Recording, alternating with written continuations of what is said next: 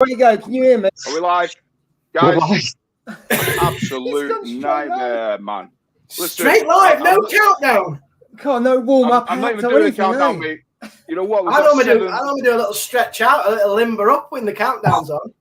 Listen, 7 minutes into our countdown. That's enough, mate. You know what? Apologies, guys. Once again, basically, as you all know, I'm a bus driver. And I didn't, I didn't know, that Little Mix are playing at the MEN Arena. So I've just been literally stuck in the arena, for half an hour, 35 minutes, not even moving, just gridlocked. Everywhere's gridlocked. So it's just like been an absolute nightmare. How the hell I've got here with like 7 minutes? I do not know. Well, I do know. That's the main question. 55 miles an hour, mate. Don't do that at home anyway. You shouldn't do that. But yeah, that's how I got here. So it's just like full throttle.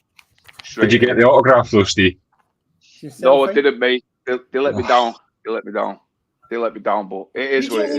You didn't even meet the girls, and we've been waiting all this time.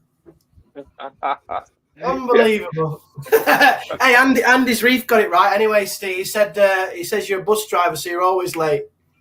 Well, that's very true, mate. Hey, I would stick it up for me. I would appreciate it, mate. Yeah, they are cruel to me, but it is what it is.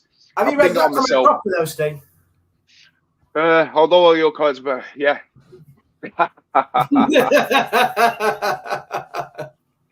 Hey, I'm not echoing this time, am I? I'm not even bothered if I am anyway. I'm 7 minutes. I'm 7 minutes late, so I'm not even bothered if I am. Oh god! Well, you always look incredibly smart, Steve, with your tie on and everything. I always feel underdressed in these lives. Exactly. Look at that, swoo. That's for the ladies in the chat. Yeah. It's like a cross between Craig David and a bus driver, really, isn't it? Craig David, bus driver. Where's that little pigeon? Where's the pigeon gone? Or was it Kez? Kez, that's it. Me. Oh god. That would be what? Anyway. Yeah, having a good laugh. Good laugh. Yeah, it's a good laugh, isn't it? If something doesn't go wrong on one of our live streams, then there's something drastically wrong, isn't there? You know what I mean? Well, something's got to go wrong on one of our live streams. So, you know what? It's all good. At least we're here and we're on. So anyway, guys, how's things with your tanks? Everything good, bad, or the ugly? Anything? Good, bad, and the ugly. Yeah. Good, bad, or the ugly? I think the only ugly one might be. I'm not talking about you three. Might be Bearded Reef, because he's got the youngest tank now, hasn't he? He's got the baby tank. So I think ours we've avoided the ugly. Have you got the ugly yet? So I've got a tiny little bit of it, and it didn't seem to last very long, which I'm kind of, I don't know if I'm concerned about, or I'm not entirely sure. So I did get some of the ugly stage, and I put a conch in there just to see what would happen. And I mean, yeah, it's not perfect, but it certainly isn't as bad as what I had in the little peninsula. So I'm honestly not sure. I don't know. I'm totally on the fence with the colony, whether it's going to work or not. I mean, it seems to be okay because I don't have any ammonia or nitrites at all. So fingers crossed it's doing okay. But it's one of those things, because I used Dr. Tim's last time and now I'm using colony this time, I'm kind of thinking to myself, am I doing this right? Am I not? But I'm basically going to leave it for as long as I can now, just with the two fish in it, and try and, let it run before I start stocking any more into it. I'm not going to do any. I put a couple of bits of GSP in there just to see how they, mainly because I wanted them off the frag rack from that tank. That was the reason, to be honest with you. So I've chucked them in there just to try. What's your parameters? Are you testing your parameters all the time? So I'm testing them daily. My nitrate, so I've got no ammonia, no nitrite at all, and my nitrate is at 12.2 just now. I would say it's cycled. Yeah, I would say it's cycled. If it's like that, yeah. I would say it's cycled. Yeah. So I mean, I haven't switched the skimmer or anything on at all. I've left all that stuff off. I'm not switching it on anytime soon. I'll leave all that off. I've got the lights running, obviously, but I mean, everything's running. So all I've got is the filter floss. I don't have filter socks or that, so I've done that. I didn't do a water change this week because obviously that's been the first kind of week of doing the cycle. So I'll wait and do a water change for next week. I'll just monitor the levels and see. But Yeah, it seems to be going okay, to be honest. It's one of those where you think to yourself, is it going too good that there's going to be an issue here, or have I just been lucky? I'm not really sure. So, yeah, I just need to wait and see. You're doing the right thing, Ross. You're doing the right thing. You're letting your nutrients build up slowly. You know, then that's what everything else will need. That kind of next step. Have you put any pods in? Have you added any whipper pods yet? So I have added pods. I got a couple of little bags of pods to add in. So I think I put in 2 bags of pods so far, and I've got that third one there just waiting. So I'll maybe wait another 2 or 3 days, then put them in. What difference that'll make, I'm not entirely sure, but I didn't put pods in that tank when I set it up, but for some reason I bought some for this one, thinking at least it's a bit more. I think it's a good idea. Yeah, a bit more life. It's a good idea. I think I would definitely. Well, I've put some pods in here now. I think before I put anything else in, I would now put seed it with some pods, so you've got some microfauna in there. I think it's a good strategy. I like what you're doing, Ross. Have you had your lights off as well? No, so I've kept the lights on. I had them off for a couple of days and then kept them on. And I mean, I've had to clean the glass a couple of times because it gets a bit dirty. But other than that, it's not too bad, to be honest with you. Levels all seem okay. I added the pods and I actually put some pods in the sump as well. And I took some when I was kind of doing a little rejig on this tank here, and I took a lot of the, I had some snail shells and that in there that were just there for a friend of the hermit crabs wanted to move. So I took a lot of them out of that. And a couple of frag plugs and so on I had sitting in there and put them in the sump of this tank. So hopefully there'll be something comes off that as well.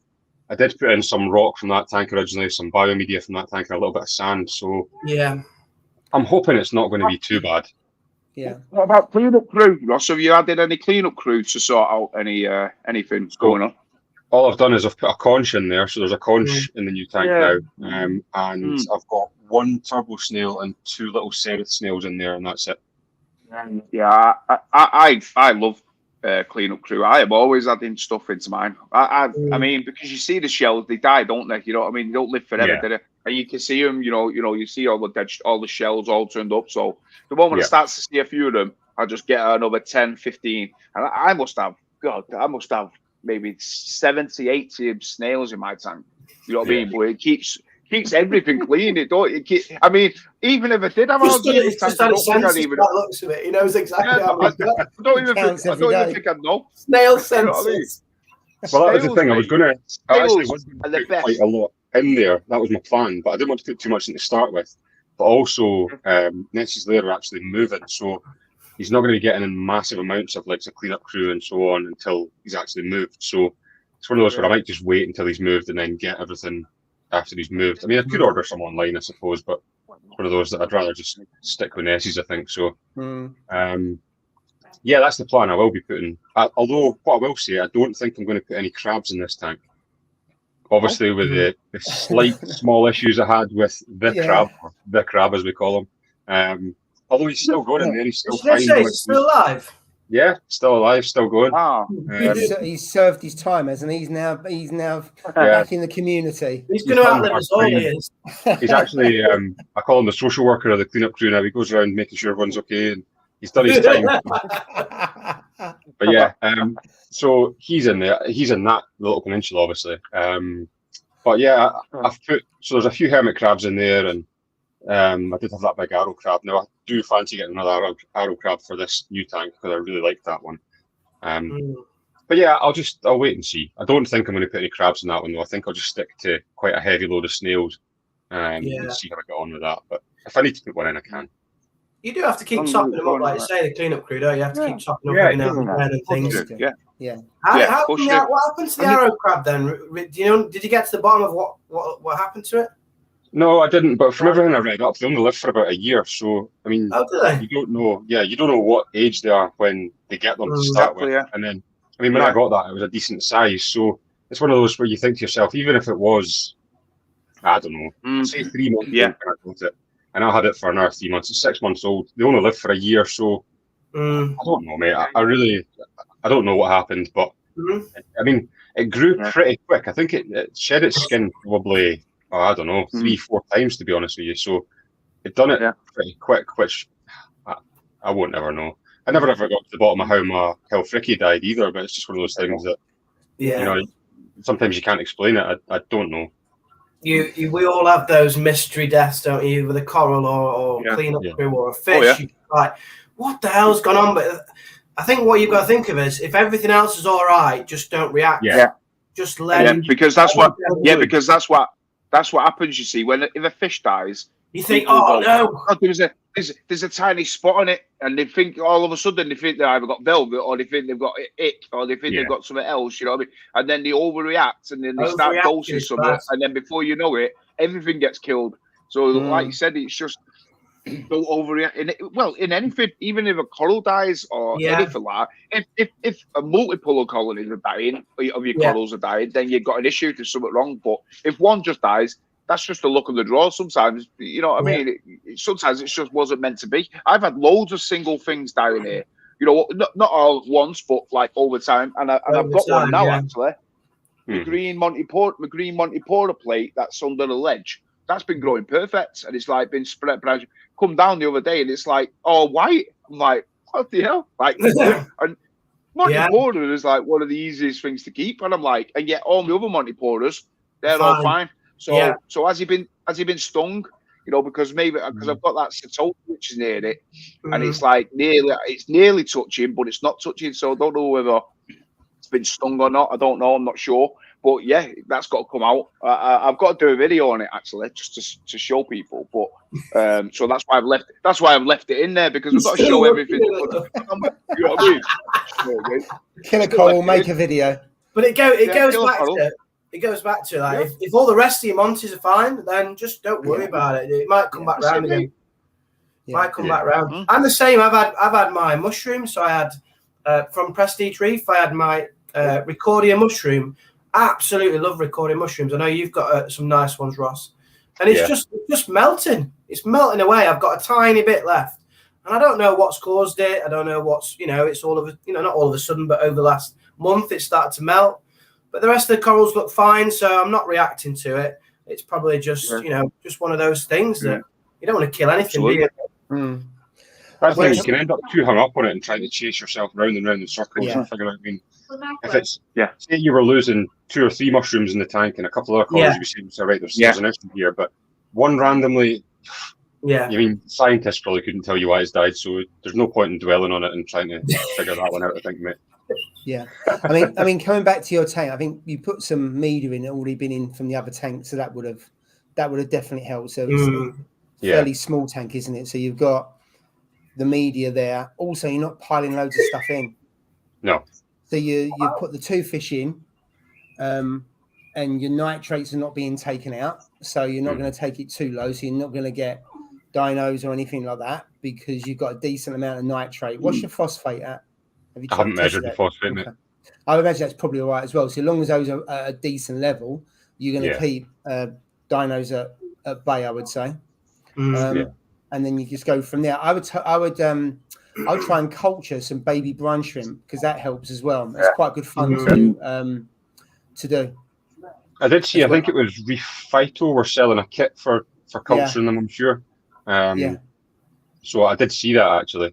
But I haven't done it. But I think I might try things like that and just see how I got on. I just don't want to rush. I know I said I didn't want to rush it, and all of a sudden I put colony and added fish. But I don't want to rush the next stage of, I'm not going to load it with loads of fish or loads of coral or try and do everything too quickly.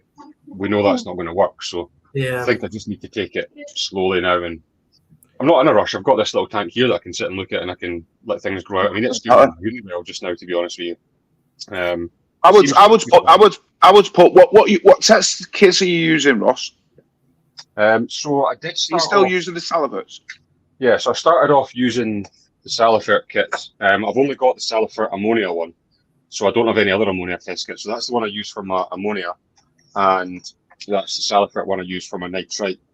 So I use the 2 of them, but just purely because that's what I had for when I set up the little tank there. I didn't see any point in buying another couple of sets just for that, and so I used the Hana for the nitrate. I did also have to buy more of the Hana tests, the ones that we got before. Reagents. I buy more of them, and I also bought a alkalinity reagent as well. Some people have said to me recently that the alkalinity one can go off pretty quickly. So the one that I have already actually goes out of date at the end of this month. So, well, it says this month, so I'm assuming it's the end of the month, but goes out of date. So I thought I would get a replacement. Now, what I have heard, I don't know if it's true or not, maybe you guys can share any light on that, but supposedly with these, when you open them, they only last for about a month before they start to get inaccurate readings. Really? Which I didn't know that. I don't know if it's true or not. But no, I don't. They shouldn't do, mate. No chance. No, they shouldn't. I know that it's got a shelf life on it. So this one here, this is a brand new one, and it runs out August 2023. So I've got a good time on this one to use it. But I don't know once you open it and expose it to the atmosphere, how long. Yeah, it doesn't say about use within a month or something, because quite often things that you have to use within a time limit will say, wouldn't they? They keep it refrigerated, use it within a certain time, which open, blah, blah, blah. So I imagine if it did go off, they'd have to put it on there. They get loads of complaints. I haven't heard that before, but then I haven't got the checkers, so I probably wouldn't pay much attention to it. And I'm not being funny. If that was the case, you get 25 tests, so that'd be like average. You'd have to average a test every day. I mean, you're not gonna test your tank every day if it's fully cycled, are you? You know what I mean? You're not gonna test your tank if it's fully cycled. You know. It depends how often you're testing KH, I suppose, doesn't it? Because that's the KH one.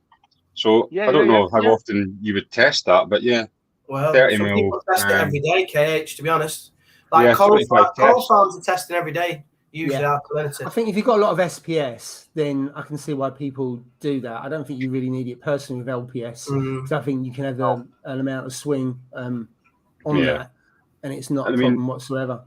I have heard people saying that, once they've been opened for a couple of months and they do a test and compare this to another test kit or even a brand new one, the brand new one reads different from what the one that's been open for a couple of months does. So really? There must be something in it. And I mean, I think Dan's Reef put in the chat there, he's had problems with his as well, giving false readings. So, I think when you open them, they're good, they're accurate, but I don't quite know the exact time frame between when it's open to when it's actually being used. I mean, how much of a difference it'll give, I don't know. Coming on to this though, I've had problems with mine, Ross, giving me false read. How do you know it's false readings? False readings in a sense of what? Because like I said, I've tested my tank. I've got a KH Keeper Plus, an £800 piece of kit, which is supposedly calibrated. We're not going to go into a KH Keeper, That's a relief. And I've got a Salifert test kit, £10, and then I've also got the Hannah Checo, which is £69, and I've tested all of them, and the one that was out more so, was the KH Keeper Plus, supposedly, But how do I know? That the KH Keeper Plus might be correct, and the other two might be incorrect, or vice versa. You know what I mean? So unless you got a laboratory grade testing kit in your house, that's the only way you're ever going to know, and nobody could say otherwise, because I don't think you've got a £60,000-70,000 test kit in your garage, have you? You know what I mean? Do all your testing and then send off the ICP of the same water. Yeah, that's the only way you can do it. The only way you can do it. Yeah. But if you're using the same test kit and you're getting consistency, if it's showing at 8 and if it's 8.5, or if it's showing as 8 and it's 7.5, it don't matter, does it? No. You're keeping it consistent within a certain range, and it's not going up and down like a yo-yo. Exactly. That's what you're trying to avoid. Now on my KH Keeper, I've been testing. Obviously it tests, and it tests every 2 hours on my KH Keeper. I don't really need to test it every 2 hours, but I just do it anyway, But it's coming in. It literally fluctuates in a 24-hour period by about 0.2. So it's like 9.1. It's sitting now at the moment of about 9.13, give or take, But it'll go to 9.3, or it'll go down to 8.9, And that it just fluctuates in that little free. And I don't mind that. I'm not really. Some people are like, oh, you can't be fluctuating that much. I don't mind that. I'll keep it at that, and it seems happy, Whereas when I test it on the Hannah Checker, I've tested it, not all the time, but I might just say, well, I'll just check it, It runs in at 8.6 on the Hannah Checker, So I'm like 8.6. But every time I test it, Hannah Checker comes in 8.6, 8.5, 8.6 all the time on the Hannah Checker. Do you know what I mean? So I'm with Paul, like what Paul said. If the Hannah Checker, if I did 24 tests, every hour, I test every hour for 24 hours, with a Hannah Checker, and it came in all in the same time, you know, the same frame, like 8.5, 8.6, 8.6, yeah. But then the KH keeper reads 9.5, yeah. And then the KH keeper comes in 9.5 every hour. I'm happy with that because I know one of them's right. Do you know what I mean? So I'm happy either way. I'm happy with 8.5 and I'm happy with 9.2. So it doesn't really, I'm not really that fussed. You know what I mean? But I don't know. I don't know. Like Dan said there, you know, it's like false readings. I just don't know which one to believe. You know what I mean? We might all be wrong, and it might be the Salifert test kit. Salifert one might be the perfect one. Well, Salifert got a good reputation, haven't they, Salifert? And a lot of people use, and they you know, we've discussed before, start off with Salifert, then people move on. But I know people that have had Salifert for years. I mean, I've used the Red Sea alkalinity since I've started this tank, and I think it's fine. I've tested it across all 3 tanks, and I've been able to keep the corals alive. So it must be okay. It may be a different number to what I think it is, but they live. There's a comment there from John saying that he stopped using Hannah for alk after he was getting bits of lumps in it within weeks of opening. So that there may be something in this that is true. I mean, there's more and more people that I hear saying that the alkalinity one is great to start with, but after a little period of time, the accuracy just disappears on it. So I don't know. But like you said, Steve, there's no real way of saying, is the KH keeper right? Is the Hannah right? Is the Salifert right? A lot of people have said they're stick with one test kit, and that's the best what I've done. Absolutely. But yeah, I think certainly if this one's going to start drifting, then when that does start to drift, then, you know, sticking with one test kit's probably not the thing. But unless you've got a reference liquid, I think somebody mentioned that there. John again said you can buy a liquid with measured parameters. So unless you've got that reference liquid that you can measure, know what that parameter is, and then say, right, okay, so it's right. It's a calibration in theory. You know, you're just comparing it to what the reference one is. Unless you're doing that, none of us know that the test kits are right. It doesn't matter what kit you've got. We don't know it's right. We're just going to take it as it is. Or do exactly like what Jay said. You know, like test it all for it. Say if you've got 3 tests, test for all 3 tests, and then send an ICP off at the same time. You know, exactly take the same water out at that same time when you do it. And then when your ICP test comes back, really you can have you've got a good rough guide. Then if it comes back at whatever 8.5, then you know to adjust it to, like, say what your Hannah checker said. Well, for me, to adjust it to what my Hannah checker would say, and then ignore the KH keeper. You know what I mean? But yeah, it's a tough thing with. Like you said, the main thing is just not to chase numbers. Yeah, if you're happy with one thing, don't chase the numbers. Don't say, listen, I need to stick to my alkalinity in my tank's been up to 11. It's been down to 7.5. It's been at 10. It's all over the show, you know, like until it really got stable. And now it's stayed. Now it's rock steady. I'm quite, you know, I'm happy with the way it is, and it's just not about chasing numbers. Don't chase numbers. If you spend I know that we probably shouldn't go back into this. Sorry. Yeah. So, Steve, I know we probably shouldn't go back into this topic here, but with regards to the machine that we do not mention, there's somebody that I know had said that they've got one, and their alkalinity readings are going steady, like 8.6, 8.5, 8.6 steady, and then it jumps to 11 for no reason, like within the space of one test. Well, you know what I found that is to be, it actually says that, you know, the reagent in the because I put mine in a 10-litre jerry can, you know, at the back of the tank, So obviously you mix it up, so it's like 1 litre. You get 1 litre, and you mix it to 9 litres of RO water. But what you do is it says every couple of days you're supposed to give it a shake. You do the actual reagent. Yeah. And I found that if I don't shake it for, like, say, a week, 2 weeks or so, I will get a stupid reading like that, like, say, a 12 or something like that, and I'm like, what the hell? But I don't jump to conclusions and go, oh my god, I better stop dosing. I'm like, right, okay, let's see what's going on, and then I'll test with my Hannah checker, and then it'll come back like normal. I'll be like, oh, maybe it's just an iffy reading, and then the following reading, it'll come back normal. It'll be back down to what it was. You know what I mean? But I think if you shake the reagent, you need a good shake every few days. You know what I mean? And it seems to be okay once you give it a shake, but it's a pain in the ass. To be truthful, it's a pain in the ass, mate. You know what I mean? I think we could all a daily shake. For God's sake, you can't keep saying this stuff. A daily shake's probably the best way to go. Jay thinks he's in the classroom again, doesn't he? You give it a shake and you got a pain in the ass, and then Jay's absolutely off. If you're not shaking it every 3 days, there's something wrong. Well, What I was going to say is, all this testing chat, I know it's really, really important, but I think just as important is just looking at your tank like every single day, meticulously looking at your sand bed, your coral coloration, your algae on your rocks, and then from there you can make a lot of judgments about your parameters.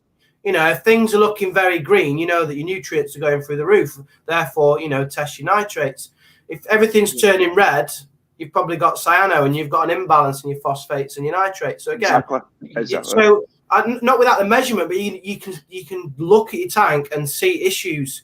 Obviously, if you've got dinos, your nitrates have bottomed out, haven't you? Yeah. You can see that, but the problem with that sometimes is you're sometimes 2 weeks kind of too late by that point. So if you're testing, then you're catching it almost before it gets to that stage. So you're right, Jay. Your tank will tell you that. You're totally right. Yeah. But by that point, you're probably a couple of weeks past the point of where you could have easily sorted that. So yeah, you can do it. It's a bit more hard work that way. But I think if you try and get on top of it first, it's probably an easier way to do it anyway. Yeah. I just think a combination of testing and just observing every day, what's going on. I know, obviously, all us in the chat do because we love this hobby. But if the minute you take your eye off the tank and what's happening there, that's when you start to, you start to creep into problems, don't you? Yeah. Or a bit we've talked about it before, or like if you see something happening, like and you just like dismiss it. You go, yeah, like one coral might be like stripping or something. You go, oh, yeah, maybe it's just not settled. I've done it before. I'm the worst one, so this is why I can say it. But I've gone, it'll be all right. You know what I mean? Oh, yeah, it'll be fine. And then the next week, I see another one, and that starts to strip, and I'm like, oh, hold on a minute, what's going on here? And then before you know it, you've got to get on top of it straight away, because if you don't, you'll come down the following day and your whole tank will be stripped. You know what I mean? And you're like, what the heck? What's going on there? You know what I mean? And my one, it was in my 170, and basically the RO water got stuck on, the actual pump got stuck on, and it dumps about 20 litres of RO water in my wood tank. You know what I mean? So it took the salt salinity to I think it was 1.017 or something, or 0.16 or something. It was. It dropped it right down, and I had a major issue with it. So I had to but I was just ignoring it. Me like, it'll be all right. Maybe because it's a newish tank, just dismissing it. You know what I mean? When in reality, it was an issue. And that's like you said, as long as you stay on top and you keep a look at we all look at our tanks every day, don't we? So you know what I mean. We see things happening in it all the time.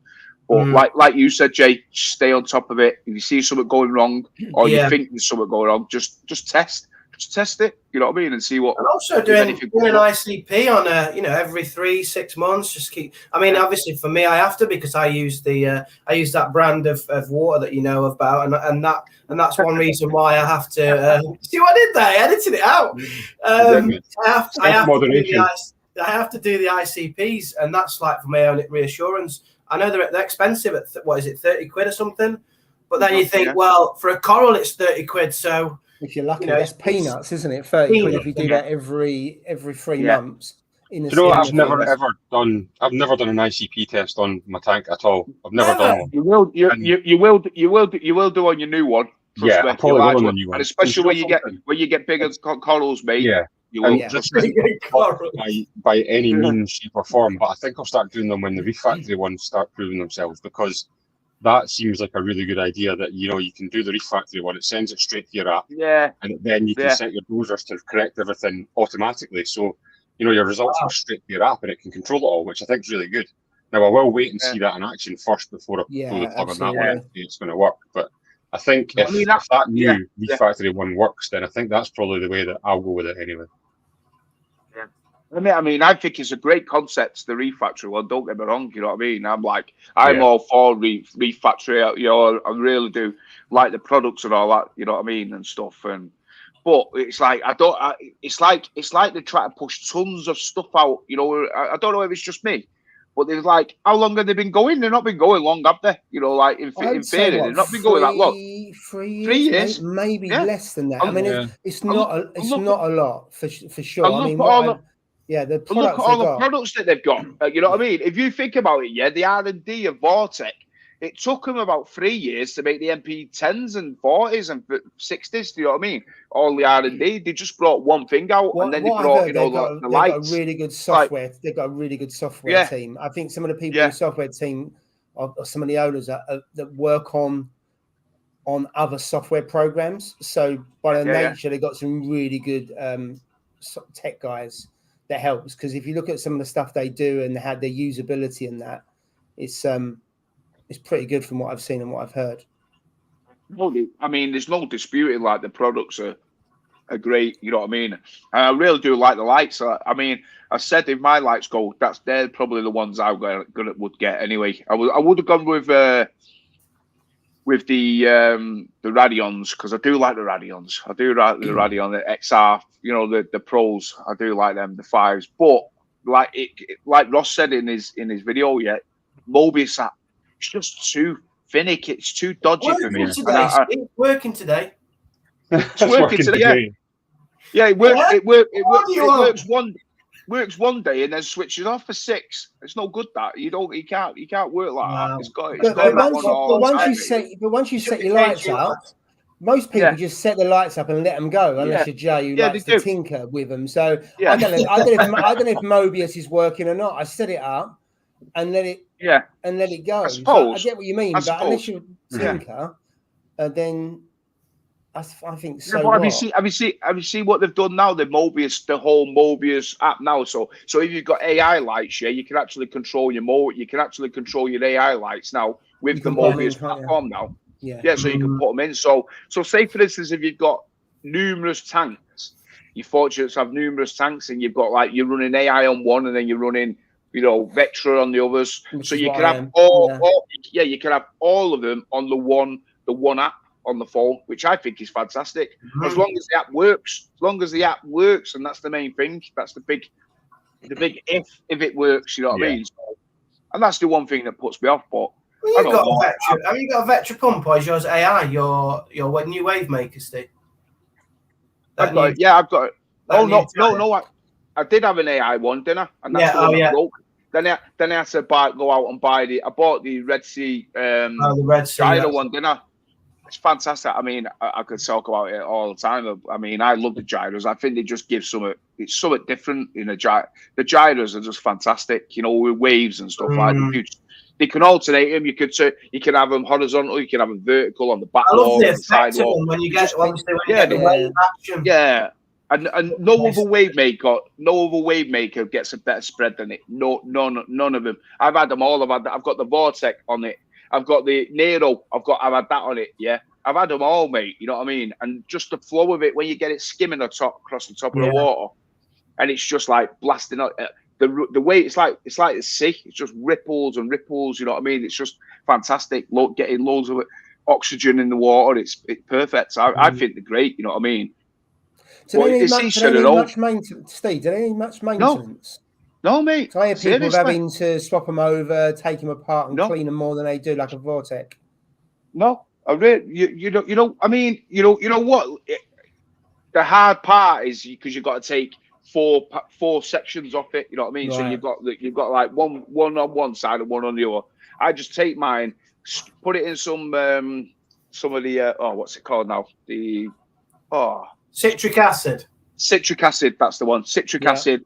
Leave them in that, bubble it away for a couple of hours, and then take it out, rinse it off under the tap in the kitchen, and then put it in some RO water, rinse it off with RO water, and stick it in the tank.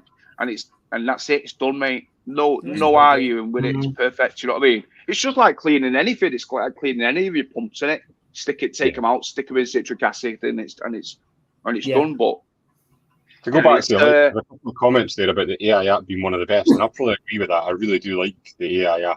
I totally agree. Very easy to use.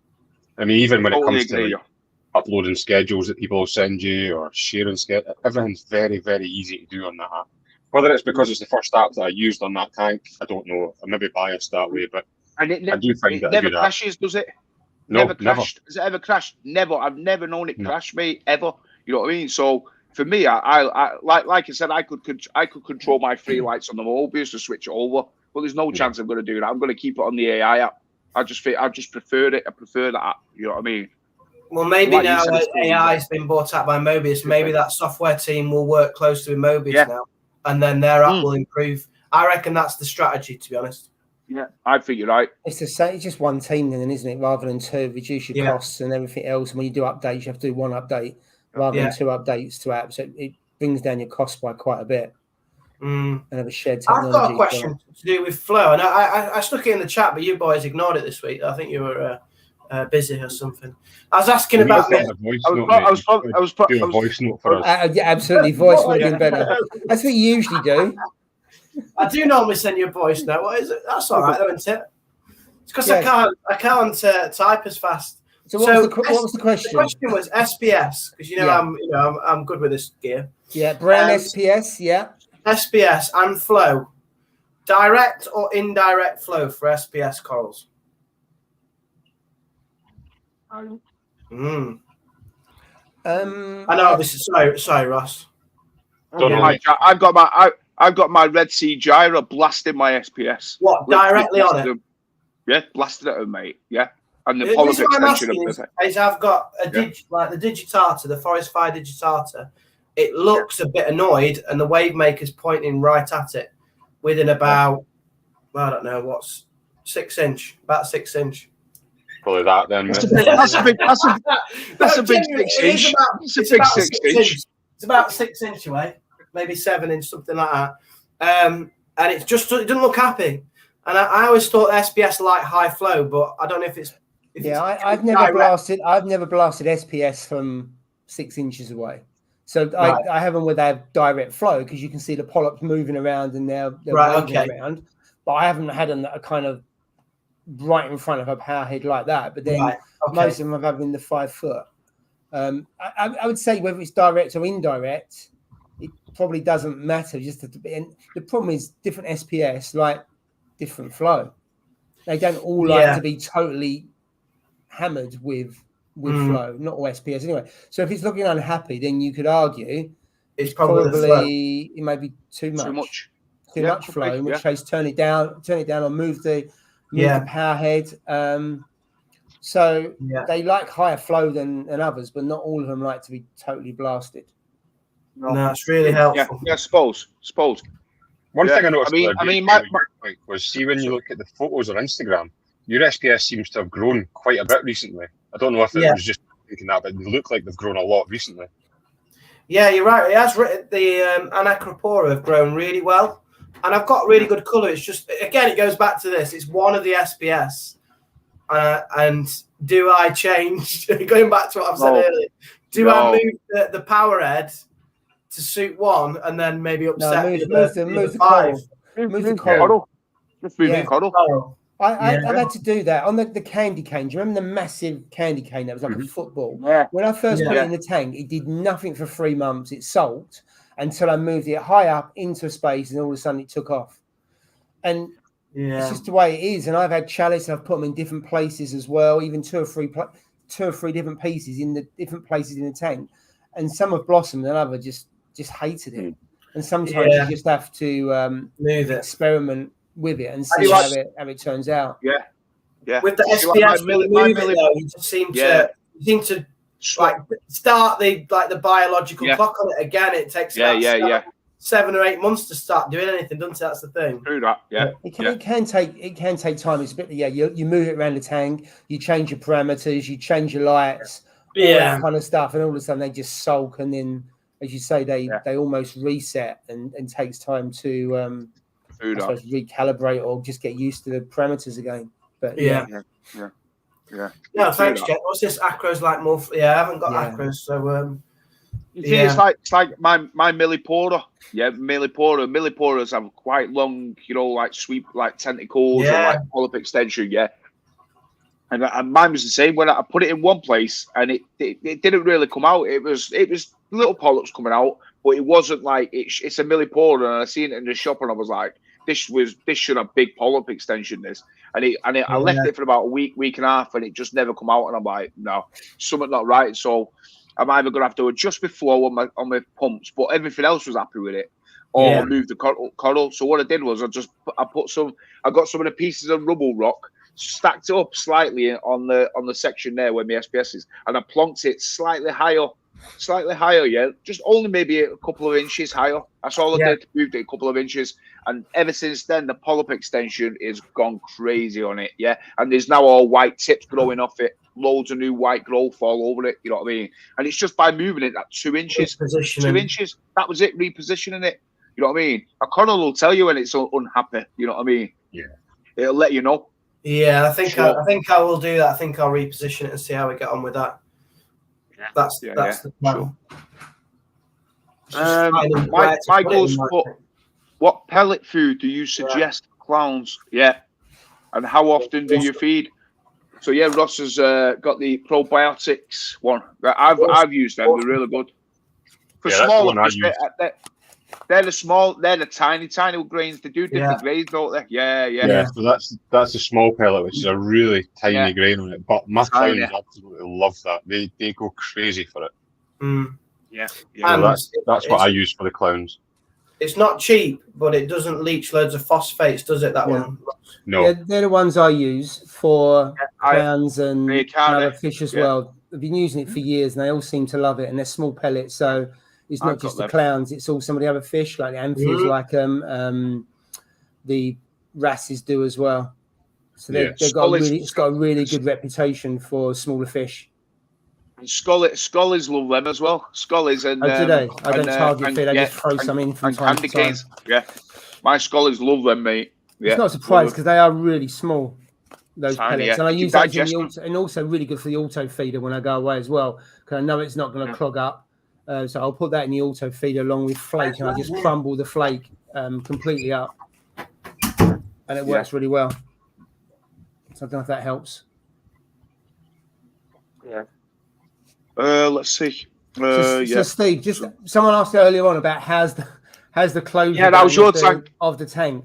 So I've now moved out about 90% of the coral, and I've had a massive outbreak of cyano in the last 3 weeks. It is totally carpeted. Now, to be fair, I'm not picking it out or anything else, but I haven't changed anything. And what I think it is because I've taken all the coral out, the nitrates and my phosphates have gone through the roof, and it just shows me, because I'm feeding exactly the same, I'm not doing water change, nothing is changing on the tank other than the parameters have gone through the roof. And it just shows how much nitrate and phosphate the corals were sucking up out of the tank. Yeah. So when you growth, then that's when you're growing. Absolutely. And so, I mean, I kind of know it anyway, but it really proves to me really just how much coral does take out of the water column in terms of nitrates and phosphate. So when you see people set up new tanks and they've got a sterile environment and they're putting loads of coral in as well, and then the nutrients bottom out and they get dino, it's probably no surprise, because if you're putting loads of coral in, that's just going to be taking the nutrients out, and therefore you bottom out. But I mean, I'm not going to bother about it. I'm just leaving as it is until I close it down now. But it's are we still talking about feeding? Can I just butt in on the feeding one? So I went to where was it? Maidenhead Aquatics in Derby today on my way home from work, and I went out and treated the fish to some live food. So I've picked up some live foods here. If Julian's watching, I was speaking to someone called Julian. So good to see you, Julian. Nice to chat to you. But I topped up on my live phyto. Absolutely love that. I've just popped a little bit in the Pico as well. Nice. Lasts about 2 months if you keep it in the fridge. I swear by that stuff. Picked up some live brine shrimp. The clowns go nuts for them. They love them. Yeah, it's like, I think it's 5 bags for the price of 4. So I've already put some in today. Do you drain them? Yeah, I drain them. And then put them in like a little sieve, and then just plonk them in. Is that what you do? From Yorkshire as well. They speak Yorkshire, these ones. I used a little sieve here. Yeah, your little sieve. That's thing. That's it. Yeah.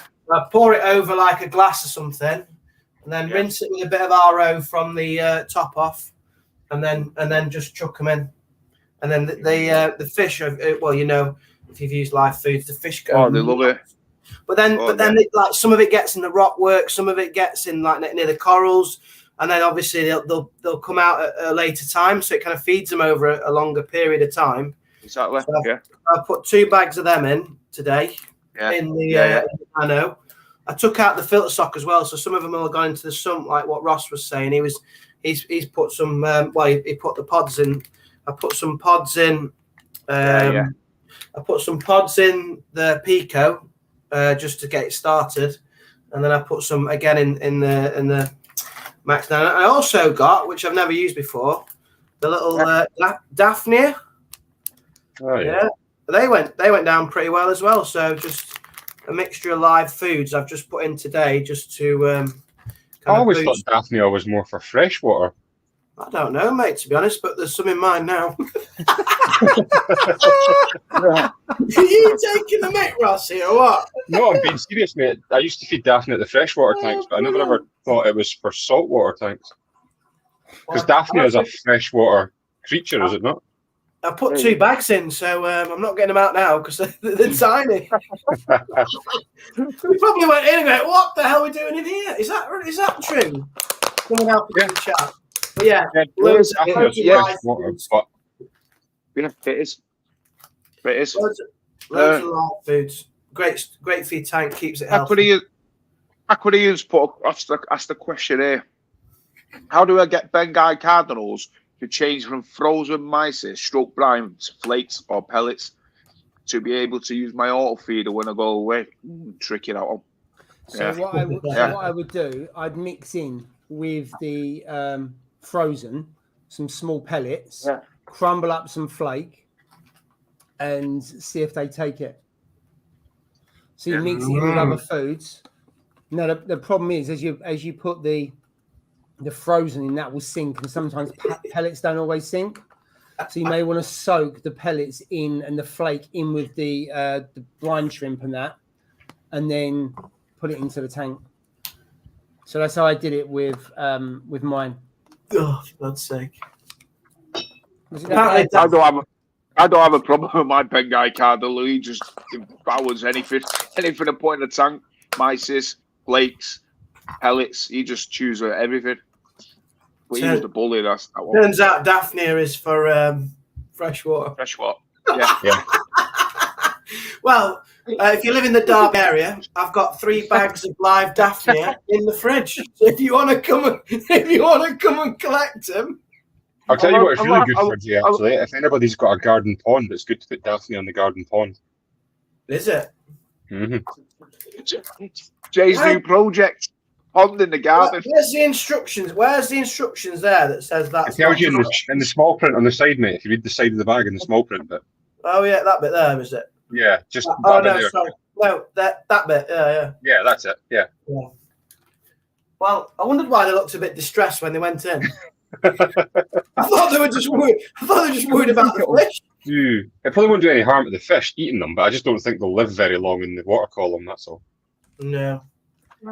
Yeah. Well, so Jay, is that your tip of the day? Tip of the day. Put freshwater food in a saltwater tank. Yeah, no, don't do it. Don't buy it and don't put it in your tank. Yeah. So your buy 4 get 1 free wasn't really a great deal when you bought them, was it? Well, yeah, to be honest. Well, I could have picked any, but I thought I go along the lines of a mixture of everything, little mixtures of everything. Yeah. Just seems to add something to the biodiversity. So I thought, right, I've never had these before. There's a reason why. I didn't ask the question. I just thought, well, these little guys look good. So there we go. Here's a question. Yeah. So this is coming onto your answer there. Frozen or dry foods? What's your preference? I've got to say frozen. My fish seem to enjoy frozen a lot more than dry food. Frozen, definitely. I think you get less waste as well. Less waste. Yeah. I think every 3 days I feed frozen. The rest of the time is just pellet. I try and mix it up so that what I found with feeding frozen is so I do the same kind of thing as you do. I've got one of these little strainer things here. Yeah. So even with the frozen foods, I actually defrost it, let it sit in there, rinse it out with our old water, and then put it in the tank. But even at that, I found it was driving my phosphate through the roof when I was feeding that every day. So I then cut it back to 3 times a week, basically, or every 3 days kind of thing. And seems to be a bit better, but I don't know if it's a coincidence maybe, and I'm just saying that it's the frozen food. I don't know, but that seemed to be driving my phosphates up a little bit, so I kind of cut back on that. But the fish certainly love frozen food more than they love the pellets anyway. They do, yeah, but you need to have them on pellets in case you go away. And I know you, Ross, you go away quite a lot. The auto feeders are only pellet only, so you've got to get them onto pellet as well in those stages you're on holiday. Yeah, you can put flake in as well, but I crush the flake. Yeah. If you have big lumps of flake, you can get stuck, and all of a sudden it all just goes a bit yuck. Cool. Are we on the shelf there, Ross? Yeah, I was just looking. Oh no, it's here. Here, hang on, up We here, have to have something off the shelf every live stream. Yay! Oh, there we go. Yeah. And then the little auto feeder doofer. So there you go. That's what Same I use one on as mine, but you know how to use it. Well, yeah. I usually tape the end up so it's not a big massive hole and just use it that way, mate. So yeah. Yeah, good tip. It's from the shelf of wonders. It is a good auto feeder though. It is. Yeah, it works really good. Oh, right, I'm gonna have to put these back in the fridge, otherwise they're gonna die. I don't want my Daphne dying. I don't know what I'm gonna do with them. You should get them in it. Stick her in, mate. Oh dear. Yeah. Put them in the Lego tank. So here's a question going back on a few. How's the Pico tanks? We've not mentioned our Pico tanks. I'm not even. Don't think I'm really going to mention Paul. Paul, how's your Pico tank doing? Is it all right? It's still on the dining room table, but I did agree last week that it'll be set up before the tank's been closed down, and that's going to be closed by the end of June. Hold on a minute. Yeah, hold on a minute. Right. So this is Ross. Let's clarify something here. Yeah. Yeah. Am I disqualified? Us reefers that have set it up. Yeah. Like everybody knows the I'm not even going to say. There's no words to say about what I went through with my tank. Yeah. Yeah. And I've set mine up. It's all full and this and the other. Yeah. I can see Paul try to win this and put in like. Well, that's what I said I was going to do last week. Like one week before the competition runs out. You know what I mean? And then there's like an elite thing. There's got to be a certain time frame of how long. We had agreed things have got to be in it. We'd agreed they all had to be set up for the end of February. Now, I think the fact that we're now in May, we're kind of taking the key a little bit here. A small complication. I think you're being picky, Ross. It's still not wet. It's still not wet. Well, it has been wet. Not at the moment. It's not. But Does it leak or something? Is that why you've not kept the water in it? No, it did leak, and that's all right. I just haven't quite got around to sorting it out.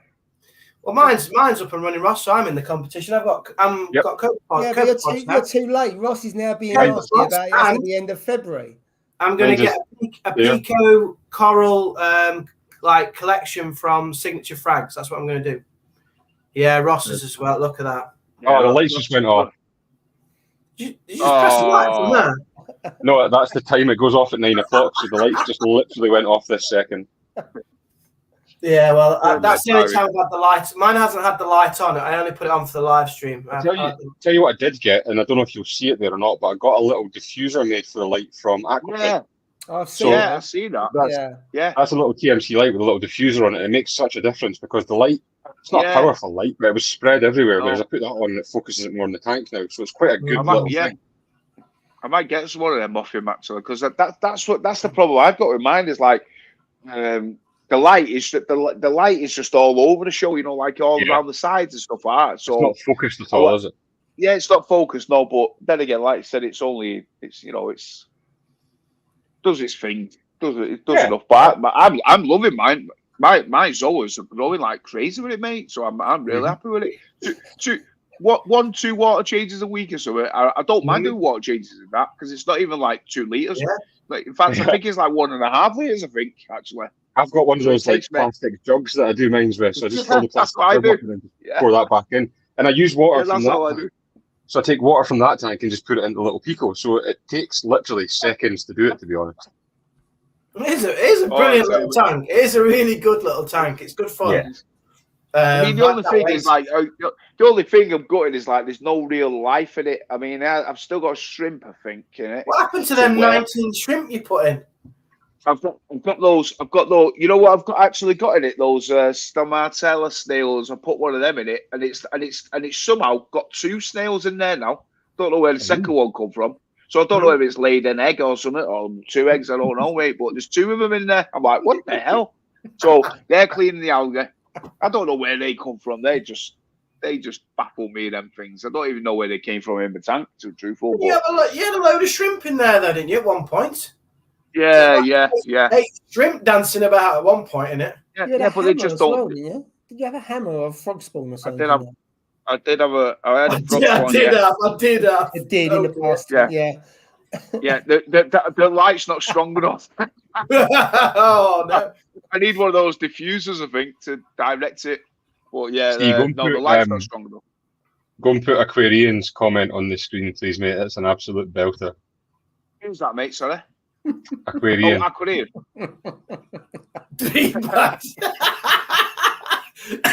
Oh dear.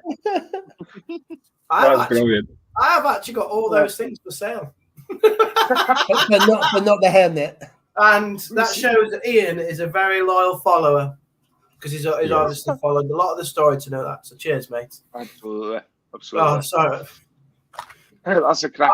Just everyone's learning, aren't they? I mean, there are a few experts in this, but if you call yourself an expert, I think you're very brave, to be fair.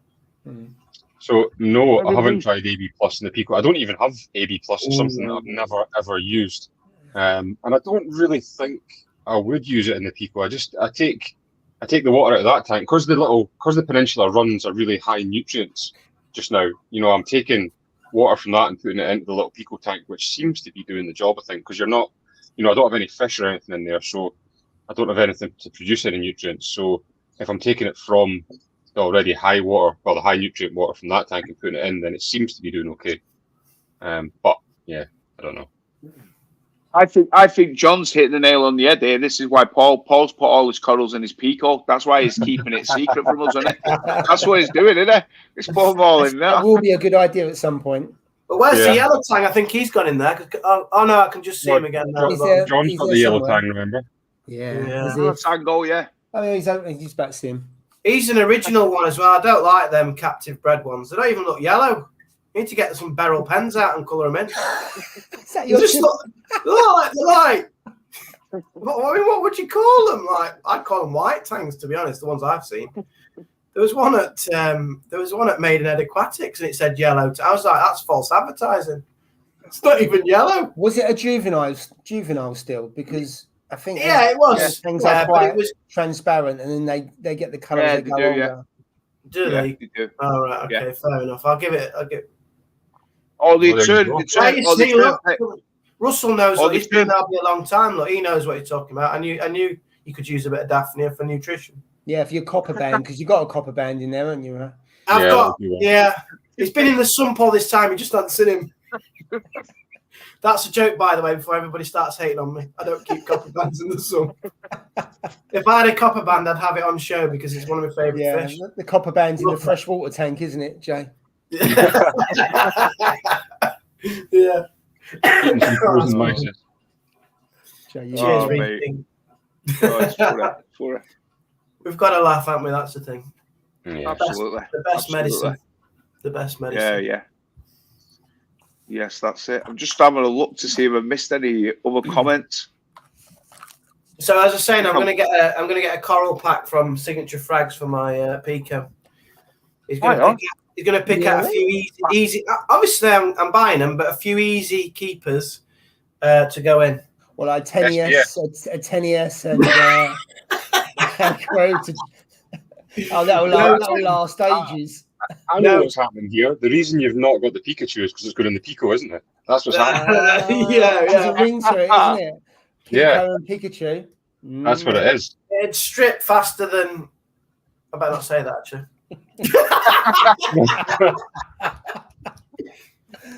There's a club in Derby anyway. Let's just say that. So you've been told, remember, Jay? So you've been told. Yeah. So my friend's been to it, Tell me about it. Oh dear. No, I'm going to go with some. It's mainly softies in there. We've not seen it. We've not seen it in the reef chat. Our timekeeper. Oh, Julie. Yeah, she'll be there. She'll be. I'm sure she'll. Julie, no, she hasn't said hello or anything. I hope she's all right. I hope she's all right.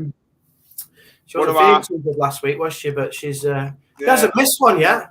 We've all missed one, but she's never missed one. She hasn't, no. Goldfish, it's poor if she's not here, though, isn't it? It's poor. Yeah. I don't think she wasn't very well last week, so hopefully she's all right.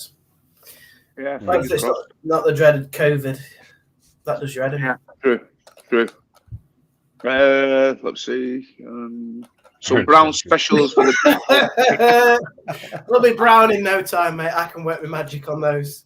I just get ahead and I start buying them brown, and then it'll be save a bit of time. If you can keep them brown, people you'll be doing well. It's when they go white you've got an issue. Well, that's it. Yeah. I'm gonna go softies. I might even have a tiny bit of GSP in there. I think you've got GSP, haven't you, in yours, Russ? Yeah, I do. Yeah. Yeah, I haven't got any of that, and it looks, it's bright, it's easy to grow into it. So I think I might go with a bit of that. Mm-hmm. I'd like something. I would like something nice in there, but I don't know what yet. Something a bit special, but I don't know what. I mean, I tried. Like I said, I mean, to be truthful, I put a piece of Hidasuta in it. Piece of Hidasuta. Yeah. Thinking it's not really gonna, because Hidasuta it doesn't need excessive light, but it appreciates it. You know what I mean? So. And I thought it's not going to do anything. It's going to just brown or die out. You know what I mean? Go white, turn white. But it's actually survived, and it's actually started to grow. In it. So I was I was pretty impressed with it, to be truthful. Yeah. And then I put I said, I put a frog spawn, but the light's just not strong enough with it. I put that par meter in it, didn't I? And it tested it. It was reading 60 par, 65 par, and it's just not powerful enough. So that was the reason, because it started to curl up and it was shrinking, and I thought, it's going to die here. So I put it back in my tank, my main display, put it on the frag rack, and it's coloured up perfect again. It's gone back to normal where it used to be. So it just goes to show it wasn't the water quality or anything. It's just the light. But yeah, the light's just not powerful. So whereas the Zoas can grow at stupid par. They can grow either high par, middle par, low par. Doesn't really matter. So and the Zoas are doing perfect in there. Got some pink seductions, some of those blue rhinos. I put them all in there now, and they all seem to be doing really well. So I think my tank's going to be mainly Zoas. It's going to be more like a Zoa Island rock. You know what I mean? And I don't mind losing to other people in the challenge, but I won't be happy if I lose to you three. I'll just put it out. I don't want to be losing to you lot. You're at least going to be third place, Jade. We know that. Well, Paul's already lost because he's not even started. He's gone past the deadline. So wait a minute. So that's him dealt with. So Jay, the deadline was end of Feb. Steve, the only award Steve's going to win is the most silicon used on any single hold on a minute. in the world. I should win the award for the best effort and the most effort, mate. I should win. Oh, yeah. Yeah? No. Hold on a minute. Look at what I went through. I had silicon everywhere, all over the shop. I had leakages all over my cabinet. My missus were going to kick my ass. You know what I'm saying, yeah? Then I silicone it again. I was going to get the hammer to it. I was like, what the hell, mate? And then I was going to shut it down. And then in the end, I was like, no, I can't let the lads down. I've got to get it up. Get it up. Well, up, mate. And now it's running perfect. Touch wood. In my eyes, you've had a leak. You've caused a global shortage in silicon, so you're out. So it's just Russ. There's only Ross. I think I've got a beat now. Yep, that's it. Game on. Game on, Ross. Game on. These boys are already out of the running. If not, you need to prove to everybody that you're still in the running. I know. What do you think, Ross? Yeah. I reckon the beginners here are showing the experts. Don't you? Well, see what it is. We've got experience in running small tanks, mate. That's what's going on here. Yeah. This is our domain, isn't it, Ross? It's our forte. Yeah. Boys, if you want to know about the small tanks, come to us. We're experts in handling small things, mate. So Jay, how do you grow coral in the Pico? How do I grow what? Coral in the Pico. I'll let you know when I put some in. I tell you what, that's another tip of the day from you, isn't it? Tip of the day. Yeah. When does it become a reef tank? When you've actually got coral in it? Is that when it becomes a reef tank? I would say so. Yeah. So yeah, here's a question from Rich. How did this podcast get started? And as you are all from different parts of the UK, absolutely. Yeah. Well, I'll let Paul take over here because Paul was the one. Yeah, he started it really. Yeah. So what was it? I contacted Steve and said, "You fancy 3 or 4 people getting together, helping one another out, blah blah blah." Because all got YouTube channels. Some post more often than others, and just help on tanks and stuff like that. And then you said about Jay and Ross, and then we just started chatting, didn't we? And then I said, we fancy doing a live stream, see how it goes, and then we did. The rest is history, and that was it, really, wasn't it? Yeah, it was well over a year ago now, wasn't it? Yeah. Was it February we started that, or March? I think it was the beginning of March was the first live stream. Last year. So the crazy thing is now we speak to each other as well, not just on the live stream, but every single day we're always chatting to each other, aren't we? Yeah. And I don't know, giving each other advice that's serious, but then winding each other up as well at the same time. And the good thing with it is it's like if you think about it, it's like we are literally from all up and down the country. It's like Ross up in Scotland, us, me and Jay in like the central part, and then you've got Paul down south. So and it's crazy how it works, but it just works. So like you said, we just love it just because it's a basic general chat in it, you know what I mean, and stuff like that. And we just and it's a bit of fun in it. You know, we're not proclaiming that we're professionals because we're not. None of it. We just have our own experiences. What works for us, what might not work, and that's all we do. That's what the live stream is about, innit? You know what I mean? Just putting our points across, really. I just looked here in the folder that I've got for all the cover pictures for like the YouTube ones and so on. We've done 58 different live streams now. How many? 58. Wow. Really? I'd love to see some of the earlier stuff as well. There was some funny bits in the early. I'd love to watch a little highlight reel of some of the earlier ones as well. There has been some good bits, haven't there, so far? I've enjoyed it. Yeah. I'm excited to see what's gonna be in the future, really. Good. I think also it's good to have people that you trust that you can talk to about reefing as well, because it could be quite lonely otherwise. And if you just go on Instagram and Facebook and take things that you read on there, I'm not sure how your tank will turn out in some respects. So it's good to have a chat with different people. It's also good to get people's experience. And I've said this before, if you're going to get advice from somebody, get advice from somebody who you can see their tank, you can see everything with it, because there's a lot of people who will offer advice. I'm not saying it's bad advice necessarily, but a lot of people offer advice and they don't actually have tanks, or they don't have tanks running, or, like, I hear so much bad advice comes from LFSs, especially, not all of them, but some of them, where you think to yourself, is it just the shop trying to sell more things that they shouldn't really be selling, or not checking things properly, and they don't ask the right questions when people are buying things, and it's a shame actually, because it's animals. You wouldn't like mistreat a puppy the way that people mistreat corals and fish, and it's one of those things that people say you can't compare the two of them, but you see so many people putting fish and corals in a tank. The tank goes to crap, they die, and then they go, oh well, I'll just replace them. You would never get away with that with puppies. What was that I nearly bought that time, and the shop was going to let me buy it. What was it? The shark. The shark. Great bite, was it? It wasn't a shark. It's like give us a clue. I'm sorry, I'm rubbish. No, they were like them little worm things in the sandbag. Oh yeah. You pipe worms. You'd have been all right with them. You were like, get one. And I'm like, it was the eels. The eels, wasn't it? The little sand eels. Sand eels. Yeah. It was a garden eel. Garden. That's it. You'd have been all right with them, Jay. Told you, you'd have been all right with them. You would have been okay with them. They don't like flow. They don't like flow. And they would have been a lot safer. Well, you've got how much bags of sand have you got left? Loads of sand. Put in your Pico. Put them in the Pico, Jay. Well, I could have filled it up to there, couldn't I? And then just had their heads poking out the top. But you have to be careful, going back to the point, because they were happy to sell me anything really, and I remember when I first started out, and I've told this story before. And I went to a certain shop, mentioning no names, but I can't stand them. Yeah, you probably know who it would be. And I went there, and I wanted to punch the guy in the head. Yeah, not that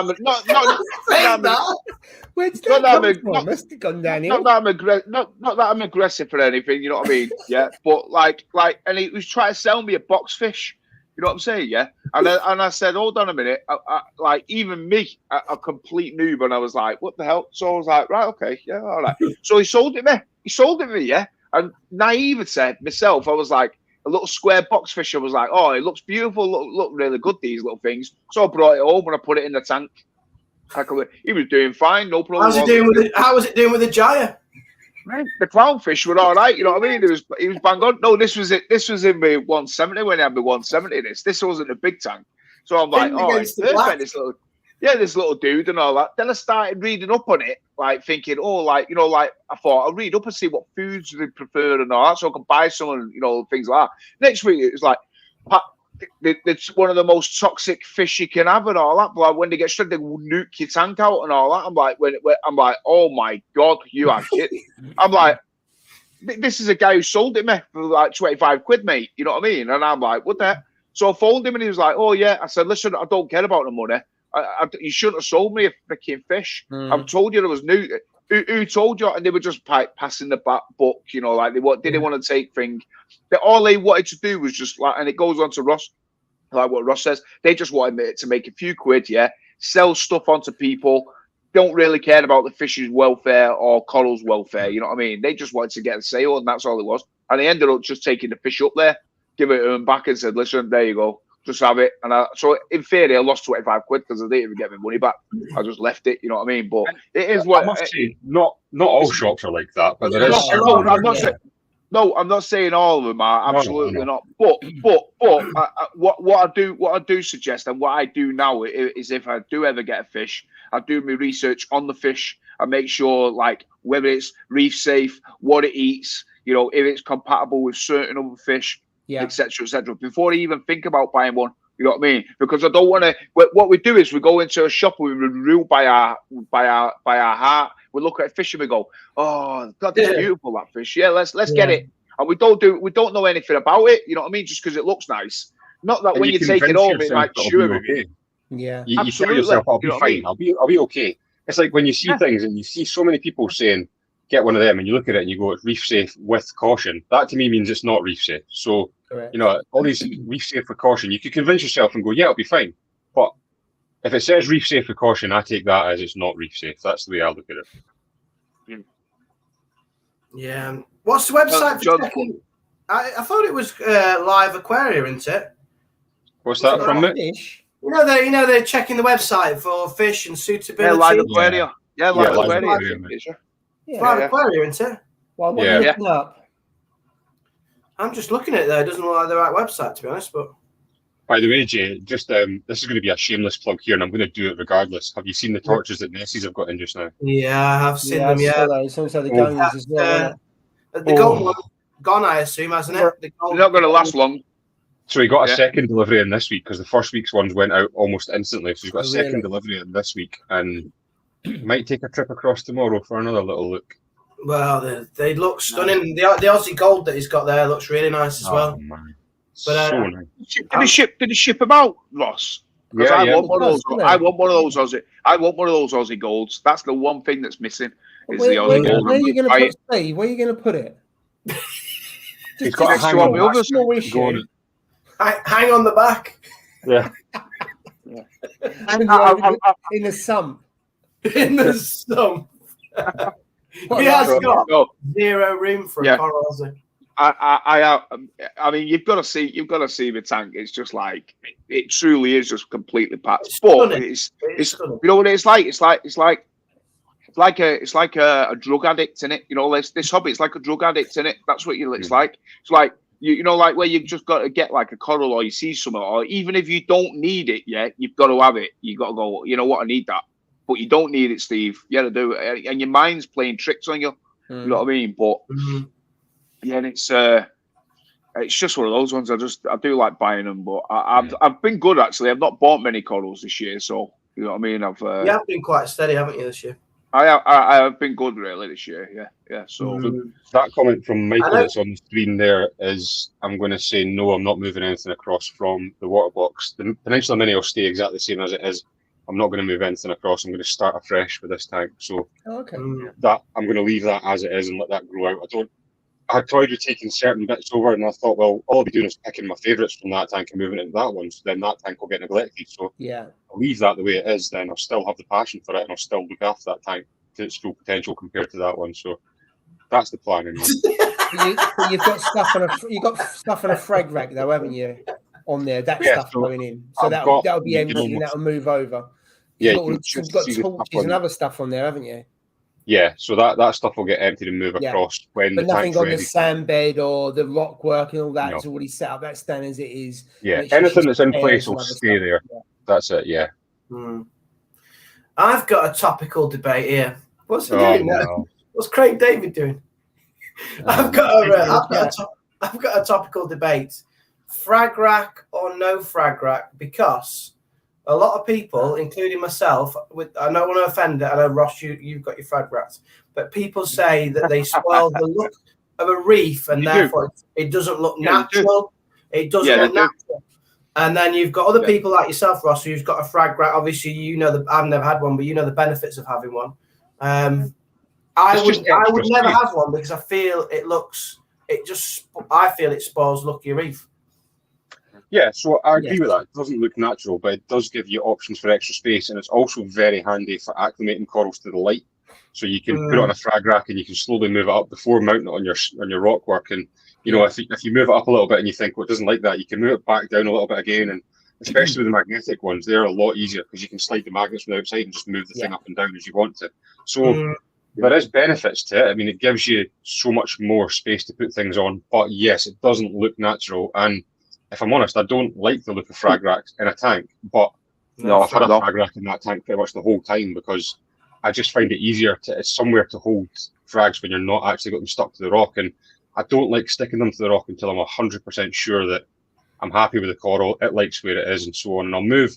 You'll probably notice in some of my videos, I move that frag rack about the tank quite a bit, sometimes in the back, on the side, and I move it about to suit what's on it and what it likes. So I try and get them happy before I then move it on the rock work. And you could argue that that's kind of defeating the purpose because it's then getting moved again. But I think it's a better way to do things, and I've had relatively good success with that. I've never lost anything acclimating it that I've struggled with because you can move the frag rack about. So that's my reason for it. But I would totally agree that I don't think it looks natural, and I prefer them without it. But yeah, each to their own. You've got many good arguments to have it, haven't you? And you, like you say, you've had a lot of success. Do you have frag racks, Paul? Because I don't think I've ever seen.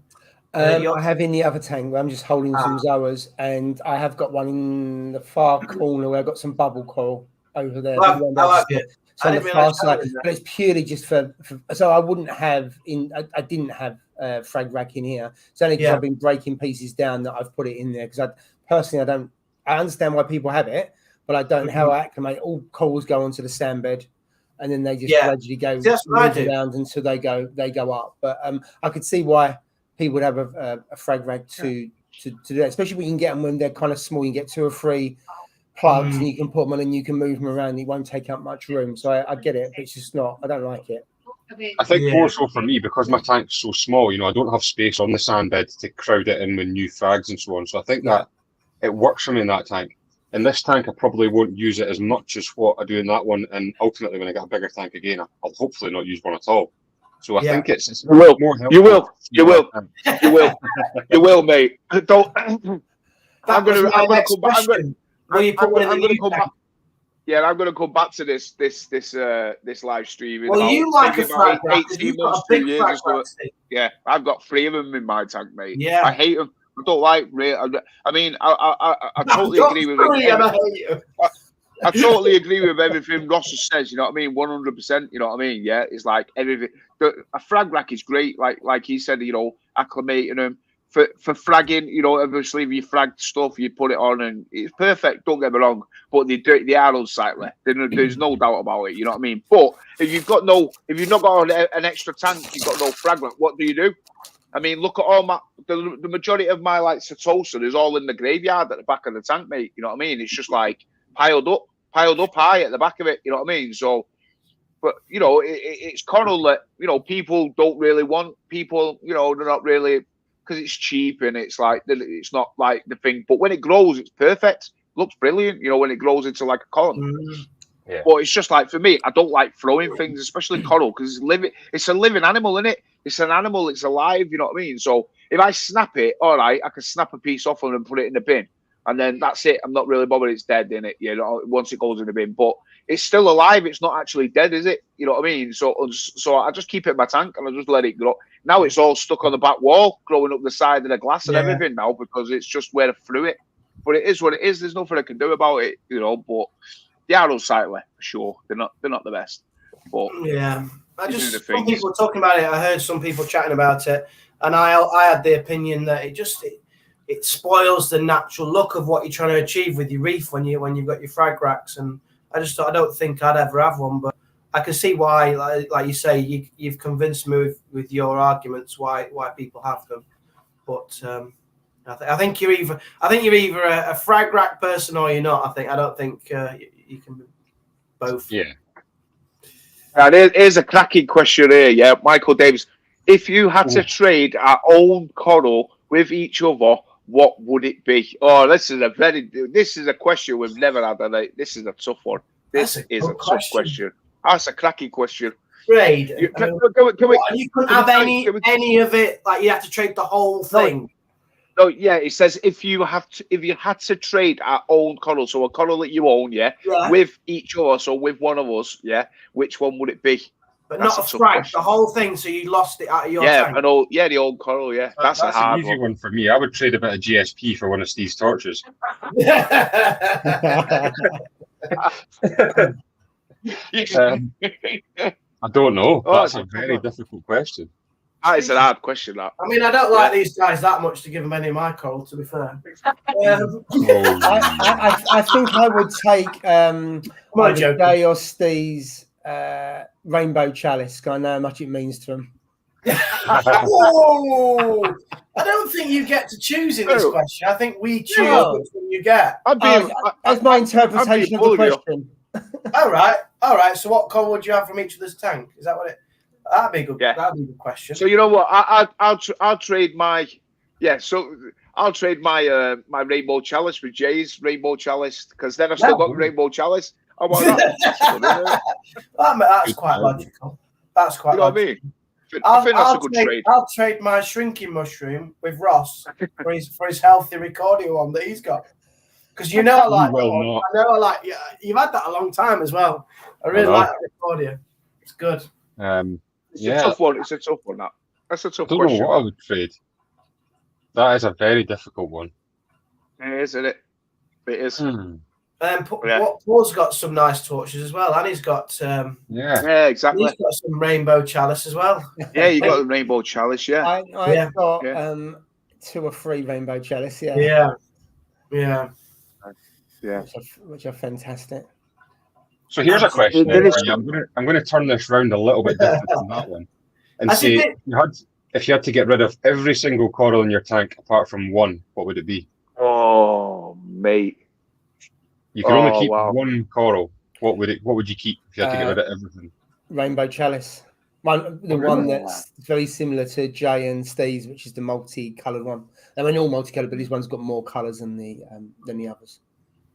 Yeah, I'm going to say my. As much as I do like the rainbow chalice, I just love the flow of Euphyllia. So I would keep my holy grail. The big one, the main one. Mm-hmm. That's what I would keep. Yeah, that's hard. It's a tough question. It's a tough one. I'd have to go with Steve and go with the holy grail, because you get more movement, you get more interest. And the rainbow chalice looks nice, but it don't do anything, does it? No, it's just there, isn't it? It's like a rock. Occasionally grows. No, well, not much. Yeah. And to be fair, it does change colour. It morphs, doesn't it? That's what I like. I mean, I love chalices. They're my favourite colour. But, you've heard that expression. It's like watching paint dry, innit? You know what I mean? And that's exactly what it's like. Watching a rainbow chalice grow. It's like watching paint dry. It just doesn't do anything. It has like a little spurt, and then it slows down, and then it has another spurt. and then it slows down, and then you're like, why is it? Hold on a minute, it grew like X amount last couple of months ago, and now it's not growing. Just see, I don't know what it is. It's a funny one, but because of mine, because I put it on that ledge of mine now, you know, that thing raised up, I couldn't put the frag plug. I couldn't cut the frag plug to make it flush, so it's raised up slightly in it. Now what it's doing is it's growing like a skirt. So it's growing a skirt, and then the skirt's going onto the big frag plug now. So that's what it's actually doing. So is it working or not then? Would you say? Yeah, it's actually sticking to the actual frag plug now. So yeah. That piece that remember that chalice I fragged live? Yeah, that was brilliant. That piece that I fragged is looking really good. I moved it out. All my chalices, well, not all my chalices. I probably got 2 or 3 left still in there. Smaller pieces, but all the rainbows and everything on the other tank, it's looking really good. It's got a lot more yellow in it than any of the others. Here's another one from Rich Matty this time instead of Michael. Choose one. Them all tonight. Choose parameters that stay the same. 2, no coral will die. 3, any fish is reef safe. Or 4, you'll never have to do maintenance again. Wow. Choose one. You've got to choose one. These, aren't they, tonight? Yeah, these are cracking. These. I'm going to jump in on that one and say I'd go for number 1, parameters that stay the same.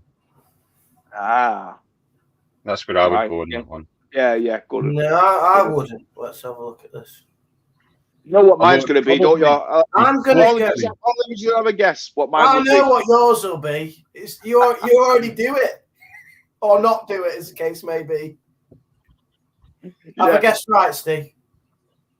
Yeah, 4, never do maintenance again. Yeah, for sure. So I'm going to go with 2, because for no coral to die, I assume would mean you've got good parameters. So that includes 1 as well. Yeah, that's how I'm reading it. So I think with 2, you get. Yeah, I'd go 2 as well. Would you? No coral will die. I haven't got to worry about maintenance or parameters because it won't die. There you go. Yeah, so that's all of it. So with 2, you get 1 and 4 as a freebie. So it's 3 for 1. 3 for 1, yeah. Nearly as good as Jay's deal. He's 4 for 3. The any fish is reef safe, quite a good one as well, to be fair. That'd probably be my second choice, I think. Yeah. I was going to say that myself. Yeah. Imagine having like a clown tank or something like, you know, or like a, I don't know, like a Regal tank, which is reef safe. You know what I mean? Something like that. Just like, you know, like you can have them and they're never going to pick at your corals or anything like that. Oh, yeah, that's a good one, that. I like that. Well, in theory, number 2 is right because a coral doesn't have a life expectancy. Unless it's in my tank. Well, yeah. No, but there's the truth, isn't it? They don't have a life expectancy. They can live infinite if they're in the right parameters. Yeah. JC's Reef, next week's challenge, buy each other a secret coral for no more than £10. You show me where I can buy a coral for £10, mate. I've got a nice one. I'll get you some nice. It begins with A, I think it's ends in Asia or something, I think. No, get yourself up to Nessie's there. They'll have some for a tenner. In fact, they do actually have some. Yeah, they will actually, Yeah. Wow. £10 challenge. Yeah, Michael say, where do you get that? The postage is 15. Yeah, that's right. Where are you getting £10 corals from? Yeah, I don't know anywhere that does £10 corals where I live. Unless it was like a tank breakdown or something, then you might get some. Well, you could get a Zoa, couldn't you, for less than a tenner, surely? Yeah. Not round you here. No way. Yeah, you could. Yeah, you could. We've got inflation. Yeah, I don't live on the moon. We've still got inflation too. Jesus. You're picking up Zoas for like a couple of quid per polyp, £5 per polyp, all over the place. You could get the cheap polyps, cheap Zoas for 10 quid. Yeah, you could. Granted. Could you? You could get the higher end polyps for that price, obviously, but yeah, you could definitely go 10 quid. For £10. I'll look out to see what I could actually get for 10 quid. In down south, you've got no chance. Pulsing Xenia. Oh my god. That was my first ever. Sent me that, I wouldn't even put it in. First ever I scraped all mine off. Oh my god, it was an absolute nightmare. I wouldn't put it in. If someone sent me that, I would not put it in. It's you know what? It's one of those love-hate relationship corals. Them the flow of them, and when they open up and they pulse like that, it's fantastic. It's brilliant. They do look really, really good. It's brilliant, but they just spread like that proverbial thing. What I always say, they spread like weeds, mate. It grows like weeds, and it's just an absolute nightmare. It is. It just grows like weeds. Them, but I really like the look of them. I think they're really nice looking corals. Yeah, they do. Yeah, they are.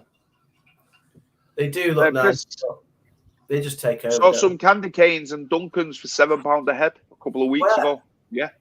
I'll tell you something, right? And this was actually one. Do you know how you were saying if you had to get rid of? Well, I said if you had to get rid of all your corals and keep one, I would keep my Duncan. That's what I would.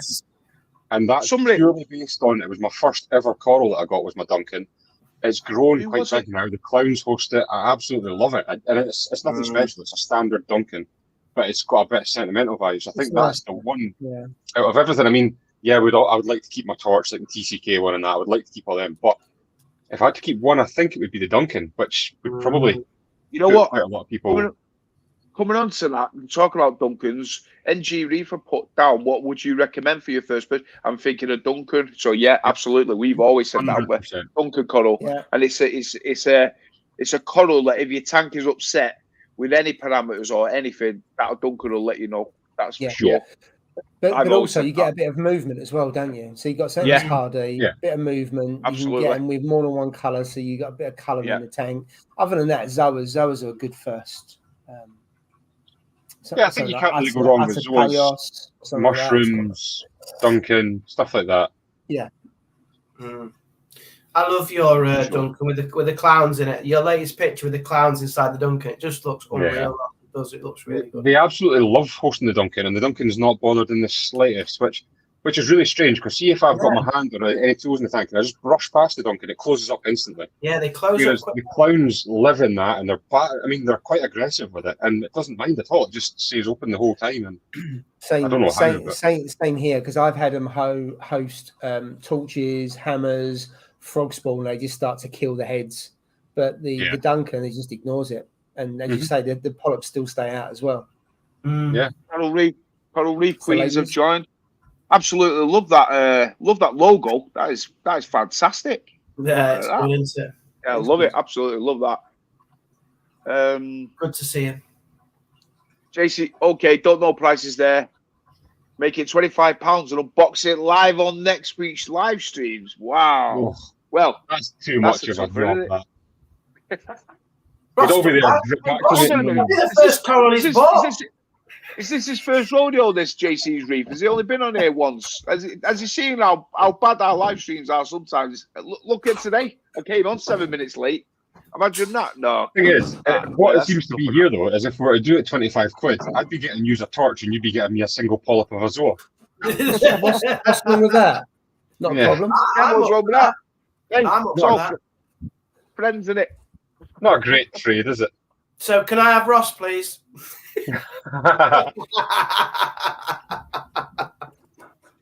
I think we should do it. I think there's some margin in this. I think we should do it. I don't know how you time it that all of them came ready for the live stream. That's the danger. You know what? We'll do something like this, but or do you know what we should do then? Maybe not buy it, but here's a challenge to go to your LFS and pick and get a photo of the torch or whatever you're going to get for £25. It's got to obviously be retail price, so that's the price the shop would sell it at, and see what we can find before next week. Or a couple of weeks' time, whenever everybody's free to do it. But we should try that. Yeah. Okay. Well, I'm good for that. Or next time we're at a coral show together, then we could perhaps do it. Yeah, possible. Possible, yeah. Surprise each other. All four of us will just walk up and go, that one. we all want the same one. Not that there's many coral shows in the UK any year. There's a cracking one coming up next month, I think, is there not? Or maybe July. July. Yeah. I think it's July, because we were talking about doing a barbecue and everything for that one, so I think that'll be a good one. I don't know. Then we got the date for that, because I don't know if I can. Oh, my light's gone off. I don't know if I can. It is 41. It's usually about this time, isn't it? Lights out. That's it. It's always clockwork. It is. I think it's about the 24th of July. Have I made that up? It rings a bell.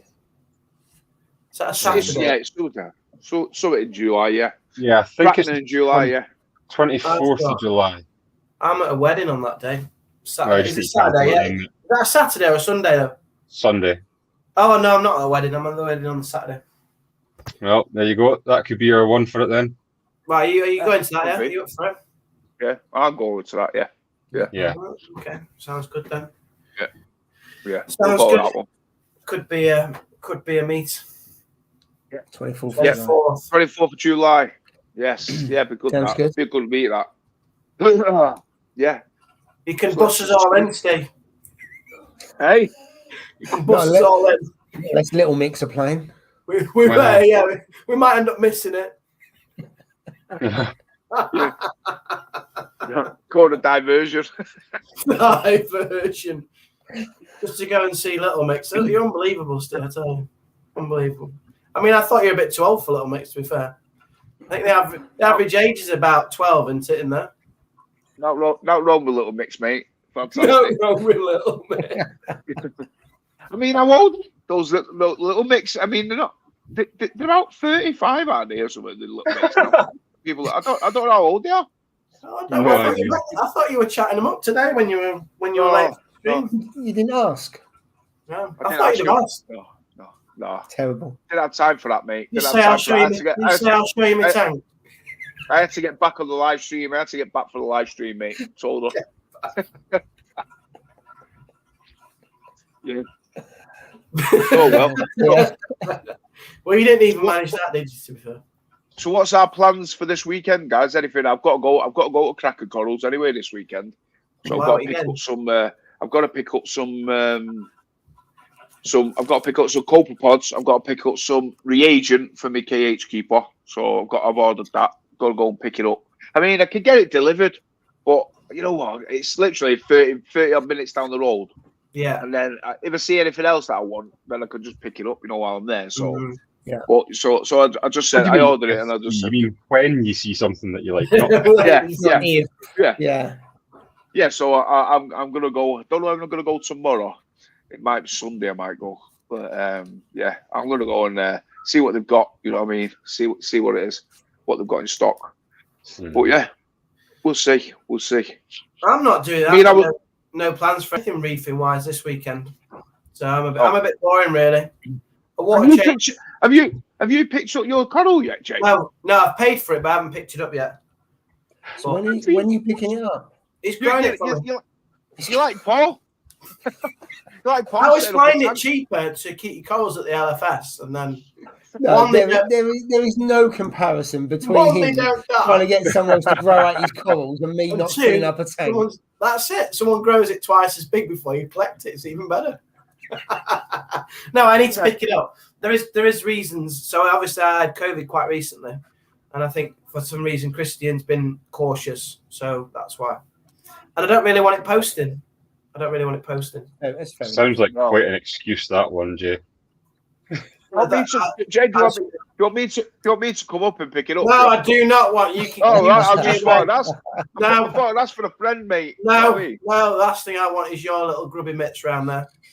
You don't want his grubby mitts round your glitter balls, is that what it is? No. It's pinky. I'll go with my suit, mate. I'll go with my shirt and tie and all that. Well, you know that I often do. And you might bump into that woman as well in the car park. Jay would be totally jealous then, wouldn't he? Oh, that was a cracker. That was really good. Oh, it was. No, I'll manage it, collecting it, Steve. Don't you worry. Thanks, though. I really appreciate it, mate. You just can't help some people. Don't forget. I would just go on a diversion. You know what I mean? Back to my house. Yeah, I thought so.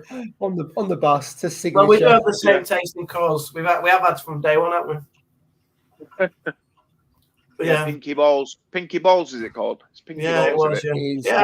I'll be getting it. I'll be getting it soon. Another thing is I need to make another video because when I get it, that was one of the things I'm going to put in. When I get the pinky balls, I'm getting the corals for the pico as well. Getting a little.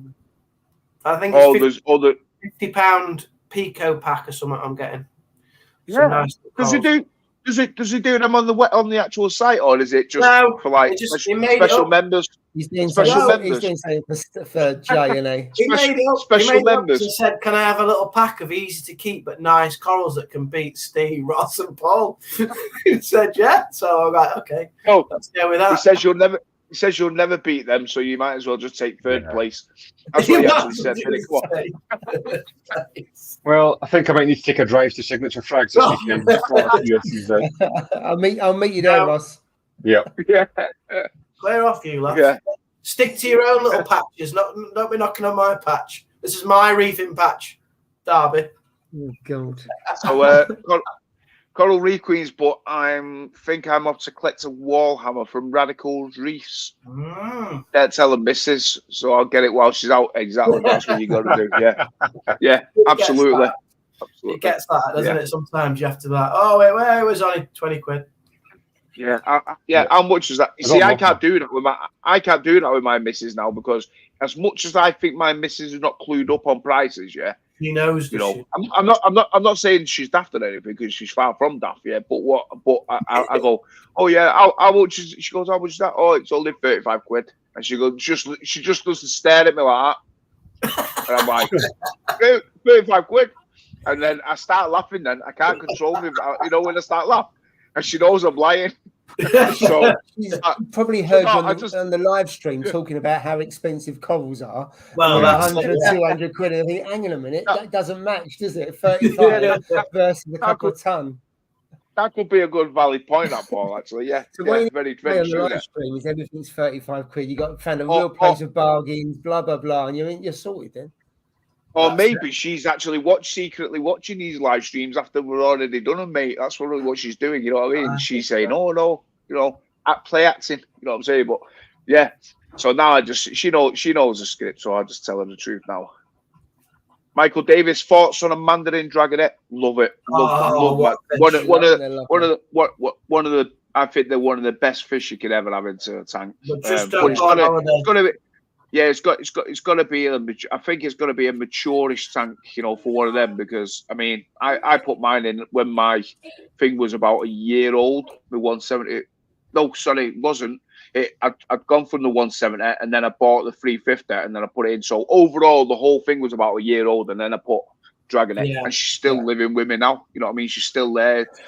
So she's got to be like 2.5 now. She's got to be well over 2.5 now. So she's got. But you got to put loads of copepods in, keep topping the pods up, and because that's really all they eat. I mean, you do get the odd exception where some might eat mysis, but mine doesn't eat mysis. It just eats. Really? So I had one for 4 years, and I wouldn't buy one if it didn't eat frozen. It's so much easier because it's such slow eaters as well. And if you've got wrasse, the wrasse just out compete for the pods and everything else. So I don't know whereabouts you are, but there are quite a few LFS that will get them onto frozen. So I wouldn't. It's like a pipefish. I wouldn't have a pipefish if it's not on frozen or a mandarin. It just makes life so much easier. Best fish I ever had was your red dragonette. That was beautiful. Yeah, it was unreal. Best fish I've ever had. Just interesting. The movement's interesting. The personality of the fish is really good to watch. But you can't really leave them, can you? You can't leave them for holidays unless you've got someone feeding like live foods or feeding frozen. Obviously, you can't put them on pellet, can you? So it's hard to. If your tank's established, you'd probably be all right, would you know? You could. Yeah, I left mine for a week at a time as feeding just pellets and flaking. It was right. I poured loads of pods in, and I come back and it was fine. I then target feed it a bit more just to fatten it back up a little bit because it did lose a bit of weight to be fair. But a week it was fine. Yeah. Reefing's at the nail on you. Definitely reefing. It's a long time learning hobby. Absolutely. Yeah. I mean, you could be in the hobby 25 years, and you'll still learn something new each day, or each week. You'll definitely learn something new. You know what I mean? I don't think anybody could claim they know everything about that hobby. Nobody knows. No one, mate. I don't believe him. John's put is Mandarin eats pellets and frozen. Well, you are very lucky, mate. Very lucky. If it eats pellets, you know what I mean, for sure. Mine wouldn't, but Definitely. it'd eat frozen. It loved frozen. Yeah. It wouldn't eat pellet. So did you train it onto frozen, or did it come from Nessie's already trained? It came from Nessie's already trained. Super healthy fish. Stunning fish. I'd buy a fish from there tomorrow. Really good fish from there. But yeah, I couldn't hear. I don't think I could try this. So.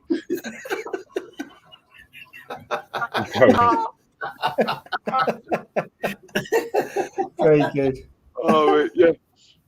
Yeah, awesome fish, but we all know most of us know what happened to it. Bullied. Yeah.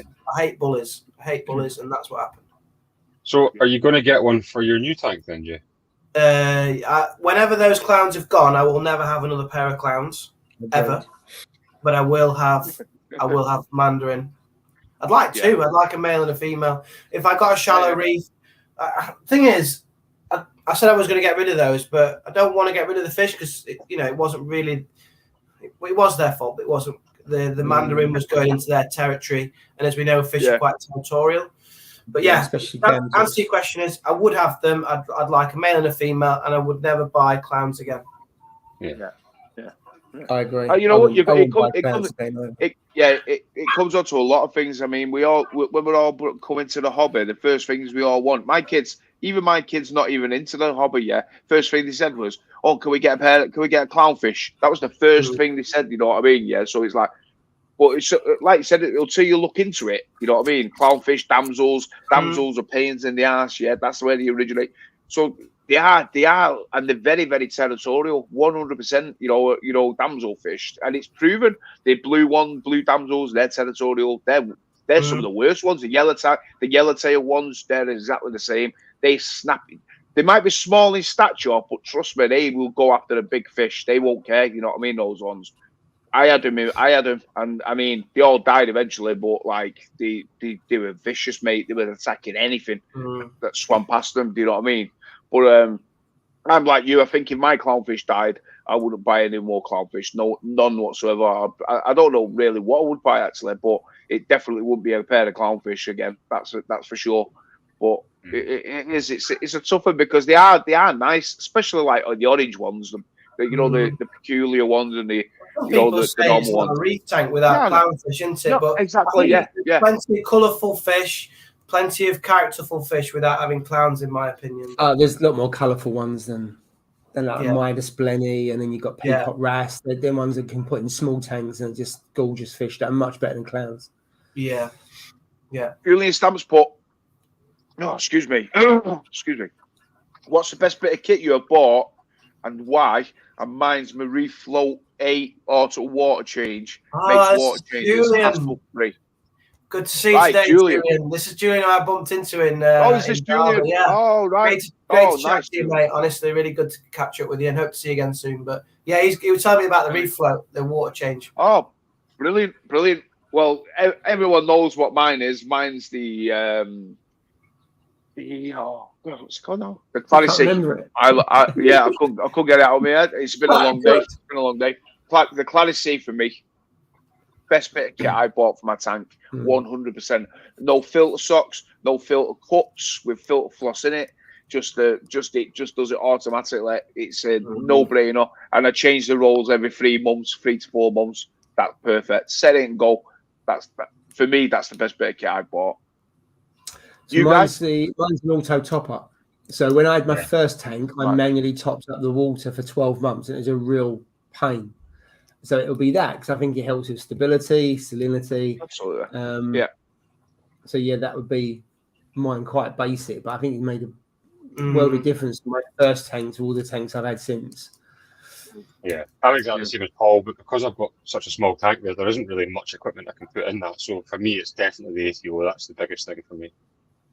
Mine would be the D&D temp controller because I think it does a lot for the money, like £50. Yeah, that would be my second. The digital display, I wouldn't be without one. Any tank that I had, I'd have one of those. I think they're absolutely brilliant. The D&D. I'll tell you what I'm actually really impressed with just now is I got the Inkbird, the Wi-Fi one. Oh yeah, you did. Getting that ages ago. And I've been running that for a while now, and I'll tell you something. It's never missed a beat. It works perfectly. You can check it whenever I can be at work or whatever, and you check it, and it's such a really good bit of kit for the price. And I mean, obviously let it run long term before I make any decisions on it, but I think it's very good so far anyway. So compared to the DD one, which doesn't give you any notifications, if you're away from home and your temperature's starting to rise or something, you can see it.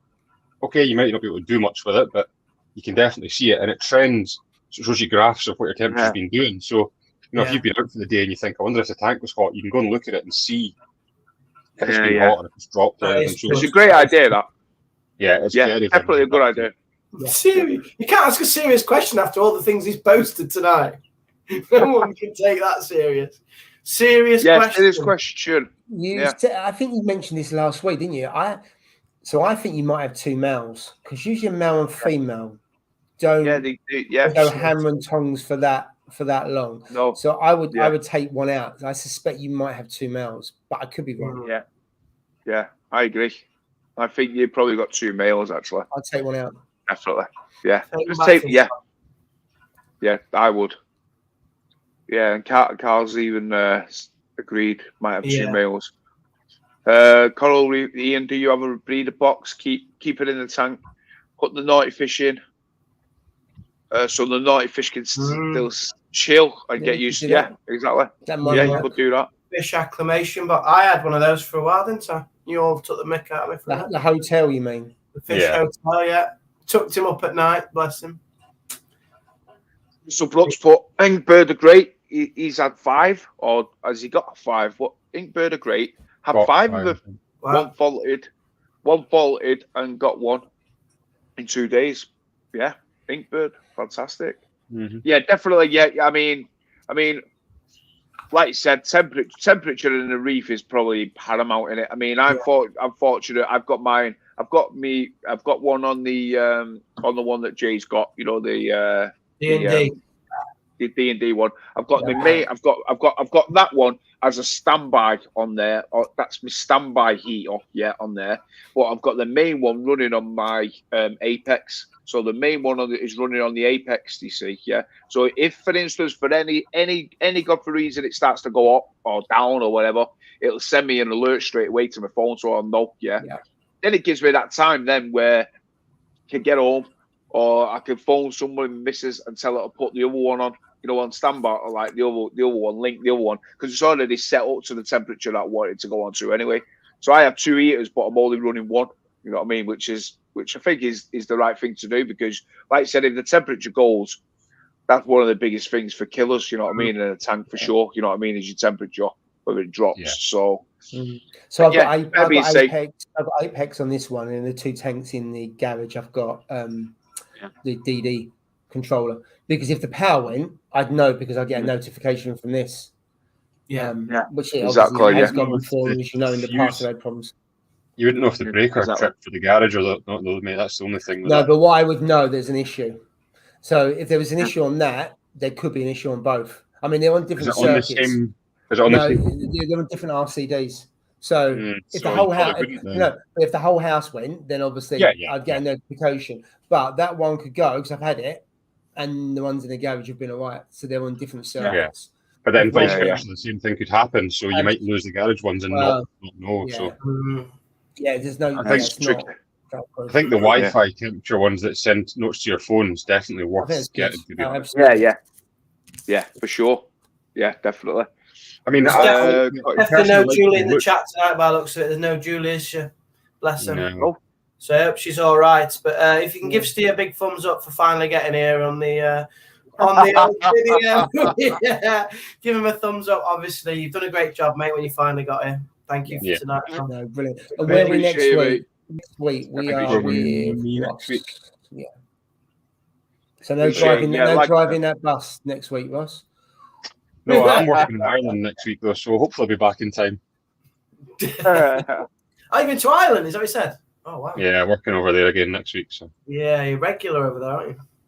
It's becoming that way now, mate. Yeah. distilleries. You must miss the tank while you're away, though, because you go for the whole week, don't you? This time 4 days, mate. Yeah, so. Do you have a video camera? You need a little Google Nest camera on your. No. That would just yes, you do. Keep in touch with your tank. You better not know it. You better not know it. Yeah. So, like I said, brilliant. Right, everybody. Thanks for joining in, guys. Thanks for sticking with us. I appreciate it. I think we got to about 60 people. So thanks for staying around. I know sometimes it can be a bit of a pain, but yeah, I appreciate you all following us and stuff like that, and sticking with us for sure. Really enjoy it when we're all on and stuff. So hope you all have a good weekend, and we'll see you next week on Ross's channel. Yep. See you next week, guys. Have a good one. Cheers, guys. Take care. Have a good one. Take care.